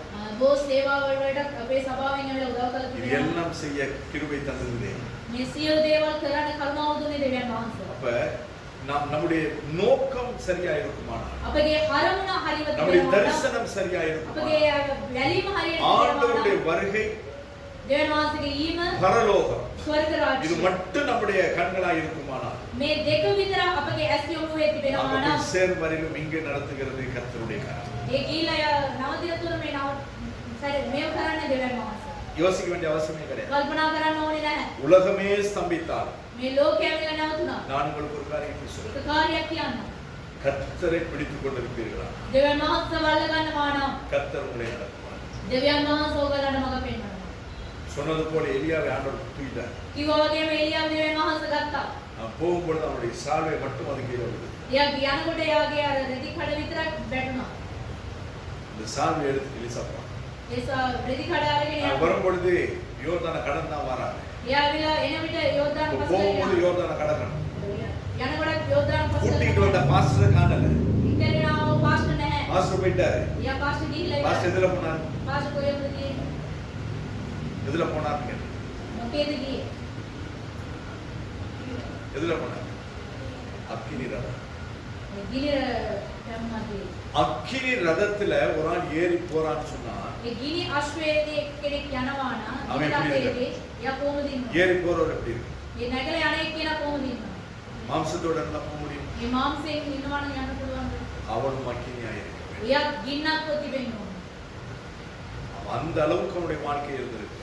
එච්චරට මෙයාගේ ජීවිතේ තියලා තිබෙනවා. அப்ப அந்த வாழ்க்கை நம்முடைய வாழ்க்கையா இருக்கு. ඒ ජීවිතය අපගේ ජීවිතයක් ஆண்டவர் வரும் பொழுது ஒரு கணப்பொழுதிலே உருமாறத்தக்கதான அந்த சுபாவம் நம்மளுக்கு இருக்கு. ඒ දෙවියන් වහන්සේ එන විටදී ඒ තප්පරය තුලදී වෙනස් වෙනා වූ ඒ ගුණාකයක් எல்லா அழுக்கையும் வச்சு நாங்க போயிடுவோம் சொன்னா போக முடியாது. හැම කුණුව තියාගෙන මම යනවා කියනවා නම් යන්න බෑ. போவதற்கு தகுதி நம்மளுக்கு இருக்கு. ඒ යන්න ඕ සූදානම්ම සුදුසුකමක් සතු තිබෙන්න ඕන. அதுக்கு பிறகு சால்வே அதை வாட்சி பாருங்க, அது நல்லா ඒ කියවල බලන්නේ නෝදට තිබෙනවා ඒක. இந்த சால்வையை கொண்டு அவன் அநேக காரியங்களை செய்தான். ඒ රෙදි කඩාරගෙන යාවෙල බොහෝ දේවල් කළා තිබෙනවා. அந்த எலிசாவினுடைய எலும்பு பட்டு கூட மருத்துவர் உயிரோடு கொண்டிருந்தார். ඒ එලිෂාගේ යටසැකිලේ ළඟ ඉඳලා අනේ බොහෝ අය වෙලා නැගිලා තියෙනවා. அதுக்கு பின்பதாக அந்த ரூத் நகோமியோடு கூட வந்து அந்த தேசத்திலே வாழ்கிறார். රුත් ඇවිල්ලා නගෝමිත් එක්ක ඒ දේශයේ ජීවත් වෙනවා. வாழும் பொழுது அவன் யாரு போவாசுனுடைய வயலிலே அவள் வேலை செய்கிறார். එයා ජීවත් වෙන වෙලදී බෝවාස්ගේ කුඹරේදී ආ වැඩ කරනවා. வேலை செய்கிற நாட்களிலே போவாஸ் அவளோடு கூட பேசுகிறார். ඒ බෝවාස්යත් එක්ක කතා කරනවා. அதிலே நான் துரிதமாய் நான் சொல்லி முடிக்க விரும்புகிறேன். මට කියලා ඉවර කරනවා. ரூத் 2வது அதிகாரம் රුත් දෙවන පරිච්ඡේදය 11வது 12வது வசனம் இப்படியாய் சொல்லுகிறது. 11-12 මේව කියනවා. ரூத் 2 11 12. රුත් 2 11 அதற்கு போவாஸ் பிரதியுத்தரமாக ඊට බෝවාස් නැවත වතාවක් உன் புருஷன் மரணம் அடைந்த பின்பு උඹේ පුරුෂයන් ඇසුණු පසු நீ உன் மாமியாருக்கு செய்ததும் උඹේ නැන්දාට ඔබ කළ நீ உன் සියල්ල தகப்பனையும் உன் தாயையும் නුඹේ පියා හා මව්ද உன் ஜென்ம தேசத்தையும் விட்டு තමන්ගේ ජන්ම භූමිය உன்னை දාපේ அறியாத ஜனங்களிடத்தில் வந்ததும் මීට ප්‍රථම නුඹ නෑදෙන්නා වූ සෙනග ළඟට වෙතට ආවවුද எல்லாம் எனக்கு விவரமாய் தெரிவிக்கப்பட்டது. සෑම දේම සම්පූර්ණයෙන් මට දන්නවා. உன் செய்கைக்கு தக்க பலனை கர்த்தர் உனக்கு கட்டளையிடுவாரா. නුඹේ ක්‍රියාවට ස්වාමීන් වහන්සේ විපාකයේ දෙනසේක. இஸ்ரவேலின் தேவனாகிய கர்த்தருடைய செட்டைகளின் கீழ் அடைக்கலமாய் வந்த உனக்கு ඊශ්‍රායල්ගේ දෙවි වූ ස්වාමීන් වහන්සේගේ පියාපත් යටතේ ආරක්ෂාවේ ආවා උඹට அவராலே நிறைவான பலன் கிடைப்பதாக என்றார். උන්වහන්සේගේ සම්පූර්ණ විපාකය ලැබේවයි ඇයට කියෝය. ஹalleluya. හalleluya. நாங்க எங்க வந்திருக்கோம்? අපි මොන ස්ථානෙටද ඇවිත් සිටින්නේ? எங்க வந்திருக்கோம்? කොහෙටද ඇවිල්ලා සිටින්නේ? இஸ்ரவேலின் தேவனுடைய செட்டைகளுக்குள்ளே நாங்க வந்திருக்கோம். ඊශ්‍රායල්ගේ දෙවියන් වහන්සේගේ පියාපත් යට අපි ආරක්ෂාවට ඇවිත් நீங்கள் සිටින්නේ. செய்ததெல்லாம் அறிவிக்கப்பட்டிருக்கு. ඔයගොල්ලෝ කරපු දේවල් ඇවිල්ලා කියලා තිබෙනවා. நீங்கள் செய்கிற நன்மையானாலும் தீமையானாலும் ඔයගොල්ලෝ කරා වූ යහපත හෝ නරක වෙන්න சரியானாலும் தவறானாலும் වැරදි හෝ හරි වෙන්න පුළුවන්. கடந்த ஒரு வார நாட்கள் ගිය සතියේ හිටියේ නැහැ. இல்லாத நாட்களில் நீங்க என்ன செய்தீங்கன்றதும் எனக்கு தெரிவிக்கப்பட்டது. නැති දවස්වල ඔයගොල්ලෝ මොනවද කරේ කියලා ඒකත් දන්නවා. அப்ப நீங்க செய்கிற எல்லாவற்றையும் ඔයගොල්ලෝ කරා වූ සෑම දේවල් වලින් யாருக்கு செய்றீங்க? කාටද කරේ? எனக்கு செய்றீங்க. පාස්ටර්ද?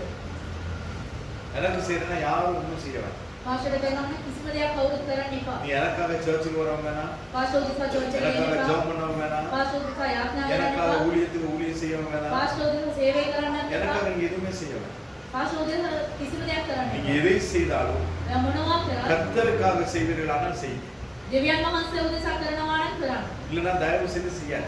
ඔයගොල්ලෝ ඇවිල්ලා කරුණාවෙන් ඒක කරන්න எதை එපා. செய்தாலும் கர்த்தருக்கு என்று நன்மனதோடு கூட செய்யுங்க. මොනවා කරා දෙවියන් වහන්සේ උදෙසා යහපත් දේව කරන්න. மனுஷனை பிரியப்படுத்துகிறது கண்ணியை வருவிக்கும். मनुष्य प्रिय करने का एक கண்ணி. उगला पेना है. அதனால நீ எனக்காக செய்ய வேண்டாம். भाषण दिशा कराने. எதை செய்தாலும் கர்த்தருக்காக செய். நிறைய பேர் நிறைய பொருத்தனைகள் செய்திருக்கிறீங்க. वो आया वेला பொருந்து दिला. ஆனால் இன்னைக்கு ஒருத்தர் அந்த பொருத்தனைகள் நிறைவேற்றுவது இல்லை. किसी में देने के वेला பொருந்து इष्ट करला नहीं. பொருத்தனை செய்யறீங்க. கௌரவ करला नहीं. கேட்டா எல்லாம் ரொம்ப பிஸி ஆயிடுச்சு. பிஸி வேலா ஹோம். ஆண்டவருக்கு முன்பதாக யாருக்கும் பிஸி கிடையாது. தேவனாச இதிரேனி கௌரவ பிஸி नहीं. ஆண்டவருக்கு முன்பதாக எல்லாம் வெட்டியா தான் இருக்கும். தேவனாச இதிரேனி அம்மோ மேல நிக்காம நின்னு. ஆண்டவருக்கு முன்பதாக நம்ம சரியா இருக்கணும். தேவனாச இதிரேனி அப்படி ஹரிவ இன்னோம். அப்படினா பொருத்தனை பண்ணாதீங்க. ஏக பொருந்து வேண்டிப்பா. போன வாரத்திலே நிறைய பேர் சிஸ்டர் பிரசங்கம் முடிஞ்ச பிறகு கேட்டாங்க எத்தனை பேர் ஊழியம் செய்வீங்க? பாஸ்டர் சிஸ்டர் ஆளே எத்தனை பேர் ஊழியத்துக்கு ஒப்பு கொடுக்குறீங்க கேட்டாங்க. இதனை கையில சேவாவல் பாரத் தினவத කියලා ඇහුවා. உங்களுக்கு எப்படிடா இதெல்லாம் தெரியும் கேக்குறீங்க?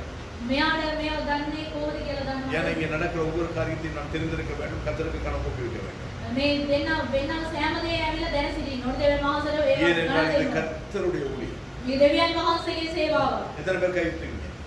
ඊදෙනෙක් අපි සුවල්. இன்றோடு 7 நாள்.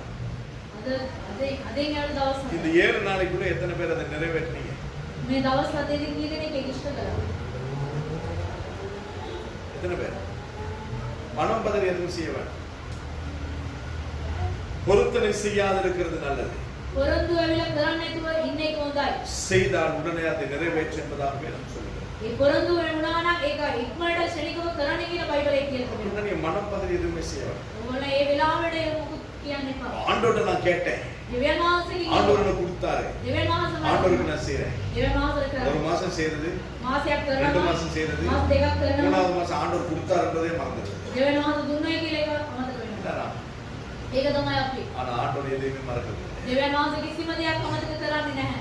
மல்கியா தீர்க்கதரிசன புத்தகத்தின் கடைசி அதிகாரம். මල්ගියා පොතේදී අන්තිම පදයේදී ஆண்டவர் ஒரு புத்தகம் வைத்திருக்கிறார். දෙවියන් වහන්සේ එක පොතක් කියලා கர்த்தருக்கு තිබෙනවා. முன்பதாக ஞாபக புத்தகம் ஒன்று இருக்கிறது. දෙවියන් වහන්සේගේ ඉදිරියේදී සීකිරීමේ පොත. கர்த்தருக்கு பயப்படுகிற சிறியோரும் பெரியோரும் ஒருவரோடு கூட ஒருவர் பேசுகிறார். දෙවියන් වහන්සේට බය වෙනා ස්ත්‍රීන් සහ දරුවන් වෙලා එක්කෙනෙක් சிறியோரும் பெரியோரும் කුඩා සහ ලොකු අයට එක්කෙනෙක් කතා கர்த்தரோ කරනවා. அதை கூர்ந்து கவனிப்பார். දෙවියන් වහන්සේ ඒක ඇවිල්ලා ඉතා හොඳට ආගෙන ඉන්නවා. ஆண்டவர் அதை எழுதி வைத்தார். දෙවියන් වහන්සේ ඒක ඇවිල්ලා ලියනවා. தயவு செய்து කරුණාවෙන්. உங்கள் பேச்சுகள் கவனமாயிருக்கும். ඔයගොල්ලන්ගේ කතාව ප්‍රවේශම් වෙන්න. உங்கள் கிரியைகள் கவனமாயிருக்கும். ඔයගොල්ලන්ගේ ක්‍රියාවන් ප්‍රවේශම් වෙන්න ඕනේ. ஆண்டவர் எல்லாவற்றையும் எழுதுகிறார். දෙවියන් වහන්සේ හැමදේම ලියනවා. நாம நினைக்கிறோம் நாம பரலோகத்துக்கு போய்வோம். අපි හිතනවා ස්වර්ග රාජ්‍යයට යනවායි කියලා. கண்டிப்பா கிடையாது. අනිවාර්යයෙන්ම නැහැ. நம்ம எதுக்கு சபைக்கு வரோம்? ඇයි අපේ සභාවට එන්නේ? எதுக்கு சபைக்கு போறீங்க? ඇයි සභාවට එන්නේ? எதுக்கு சலூனுக்கு போறீங்க? ඇයි සැලූන් එකට යන්නේ? முடி வெட்டுறது. කොණ්ඩේ කොට. நம்ம முடி திரும்பி வளரும். ආයි ඇවිල්ලා ඒ කොණ්ඩේ වැවෙනවද නැද්ද? வளரும். වැවෙනවා. வளர்ந்தா என்ன செய்யும்? මොනවද කරන්නේ? திரும்பி வெட்டும். ආයි කපන්න. அது வளரும்.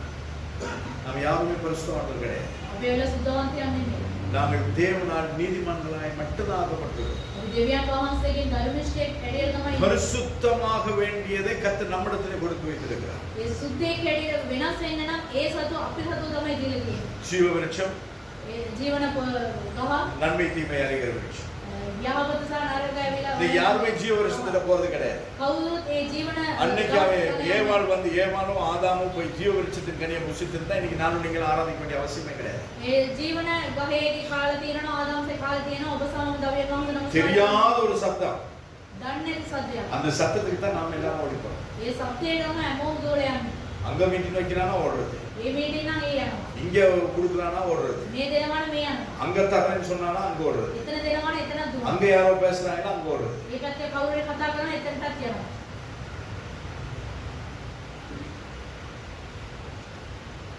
நைட் நீங்க எல்லாம் எங்க படுப்பீங்க? එයාට කොහෙද නිදිය ගන්නේ? பாஸ்டர் லூசு மாதிரி பேசுறாரு. වාසු ඩිස්ට්‍රික්ට් වගේ. நைட் நீங்க எல்லாம் எங்க படுப்பீங்க? එයාට කොහෙද නිදිය ගන්නේ? எங்க படுப்பீங்க? ரூம்ல. කාමරේ. இந்த ரூம் எங்க இருக்குது? කාමරේ කොහෙද? இந்த ரூம் எங்க இருக்கு? உங்க வீட்டுல தானே? அப்ப நீங்க உங்க வீட்டுல தான் படுக்கணும். உங்களுக்கு எதிரதான் இங்கே காணுமா? அப்ப அதை இங்க வச்சுட்டு நான் அந்த ரூம்ல இந்த ரூம்ல எந்த ரூம்ல படுத்தாலும் உங்க வீட்டுல படுத்தேன். ඔය ඉඳගත්ත ඔයගොල්ලන්ගේ ගෙදර ඉඳිනවා. அந்த வேற எங்கேயாவது வீட்டுல போய் படுக்கணும். වෙන කොහේ හරි ගිහලා இன்னைக்கு அநேகர் வந்து நமக்குன்னு ஒரு வீட்டை வச்சிருக்கிறோம். අමාන්ටම ගියක් තියෙනවා. ஆனா வேற ரூம்ல படுத்துட்டு இருக்கோம். වෙන කාමරේ ඉඳිනවා. இதுதான் நம்முடைய வாழ்க்கை. ඔබගේ ජීවිතේම තමයි. கர்த்தர் உங்களை எங்க நாட்டி வச்சிருக்கிறாரோ දෙවියන් වහන්සේ ඔයගොල්ලන් කොයි ස්ථානයේ තියලා තියෙන්නේ? அங்க இருங்க. ඒ ඉන්න. இது ஏன் சொல்லுகிறேன் என்று தெரியாது. ඒ කියන්නේ කියලා இந்த දන්නේ. கர்த்தர் பேசுகிறார் அவ்வளவுதான். දෙවියන් වහන්සේ කතා කරනවා එච්චරයි දන්නේ. உன் செய்கைக்கு தக்கதான பலன் தேவனிடத்தில் இருக்கிறது. ඔයාගේ ක්‍රියාවට විපාකයේ දෙවියන් වහන්සේ. போவாஸ் சொல்லுகிறார், බෝවස් කියනවා உன்னை குறித்து எல்லாம் எனக்கு அறிவிக்கிறது. ඔයා ගැන සියලු දේම දන්වලක් තිබෙනවා. ஆனா இவன் வரும் பொழுது போவாஸ் ஊர்ல கிடையாது. එයා එනකොට ඇවිල්ලා බෝවස් ඒ ගමේ නැහැ. போவாஸ் வெளி தேசத்துக்கு போயிட்டான். එයා වෙන දේශයකට ගිහිල්ලා තියෙනවා. அந்த வெளி தேசத்துக்கு போன அந்த காலகட்டத்திலே தான் அவன் வந்து போவாசுடைய வயலிலே வேலை செய்கிறான். එයා එළියට ගිහිල්ලා තිබුණා. දවස් තමයි බෝවස්ගේ කුඹරේදී ஆனா வந்து பார்க்கும்போது அவனுக்கு எல்லாம் தெரியும் அவளை குறிச்சு. ඇවිල්ලා බලනකොට එයා ගැන සියලුම විස්තර යාට දන්නවා. அவன் என்ன சொல்லுகிறான்? එයා මොනවද කියන්නේ? இஸ்ரவேலின் தேவனுடைய செட்டைக்கு கீழே வந்த உனக்கு ඊශ්‍රායල්ගේ දෙවියෝ ස්වාමීන් වහන්සේගේ පියාපත්තියට ආරක්ෂාවට ආවම அவராலே நிறைவான பலன் உண்டாகும். එයාගේ සියලුම සම්පූර්ණ විපාක එනවා. என்னையும் உங்களையும் ஆசீர்வதிக்கிறது தேவன். ඔබව සමාව ආශිර්වාද කරන්නේ දෙවියන් වහන්සේ. உங்களுடைய பிள்ளைகளை ஆசீர்வதிக்கிறது கர்த்தர். ඔයගොල්ලන්ගේ දරුවම ආශිර්වාද කරන්නේ දෙවියන් වහන්සේ. உங்களுடைய பிள்ளைகளை பார்த்துக் கொள்ளுங்கள். ඔයගොල්ලන්ගේ දරුවම බලා ගන්න. உங்களுடைய ஆவிக்குரிய வாழ்க்கையை பார்த்துக் கொள்ளுங்கள். ඔයගොල්ලන්ගේ ආත්මික ජීවිතේ බලා ගන්න. ஆண்டவருடைய வருகைக்கு அனுதினமும் தயாராகும். දෙවියන් වහන්සේගේ ඊමට දවස් පතා වෙනස් වෙනවා. ஆண்டவருடைய வருகை மிகவும் சமீபமாய். දෙවියන් වහන්සේගේ ඊම ඉතා ළඟ තිබෙනවා. மத்தேயு 15:13 நாம் பார்த்தோம். මතේ 13 பாலவிதாத்மா. 13 බලනවා. ஆண்டவராய் இயேசு கிறிஸ்து சொல்லுகிறார். දෙවියන් වහන්සේගේ සිතාංශ කියනවා. அவர் பிரதியுத்தரமாக උන්වහන්සේ නැවත වතාවක් என் பரமபிதா நடாத நாற்றெல்லாம் මගේ ස්වර්ගීය දෙවියන් වහන්සේ வேரோடு பிடுங்கப்படும். ඒ මුලින්ම ඒවා ගලවනවා. மத்தேயு 15:13. சிங்களத்தில் சரியா வச்சிருக்கோம். அவர் பிரதியுத்தரமாக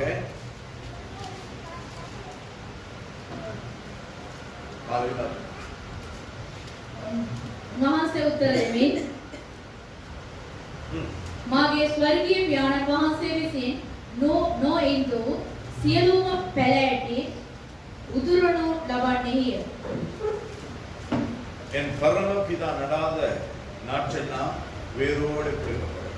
මාගේ ස්වර්ගීය පියාණන් වහන්සේ විසින් නොඉන්දු සියලුම පැලෑටි උදුරනු ලබන්නේය. பிதாவாகிய தேவன் உங்களை நாட்ட வேண்டும்.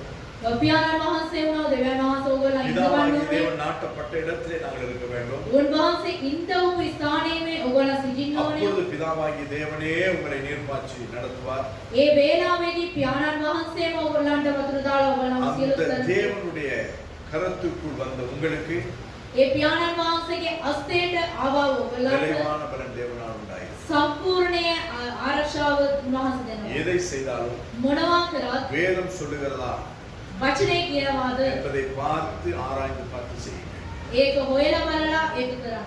அவருடைய வருகை மிகவும் சமீபமாய். දෙවියන් වහන්සේගේ පැමිණීම ඉතාලම கர்த்தர் තිබෙනවා. உங்களை ஆசீர்வதிக்கட்டும். දෙවියන් වහන්සේ ඔයගොල්ලන්ට ආශිර්වාද எல்லாரும் කරන්න. ஒரு கண்களை மூடி தேவனிடத்தில் ஒப்பு கொடுங்கள். හැමෝම ඇස් වසාගෙන දෙවියන් වහන්සේට බාර දෙන්න. ரூத் தன்னுடைய எதிர்காலத்தை குறித்தோ රූත් තමන්ගේ අනාගතය ගැන தன்னுடைய வாலிப பருவத்தை குறித்தோ තමන්ගේ තරුණ කාලය ගැන தன்னுடைய ஆசை இச்சைகளை குறித்தோ තමන්ගේ ආසාව ගැන அவள் எதுவுமே அவள் நினைக்கவில்லை.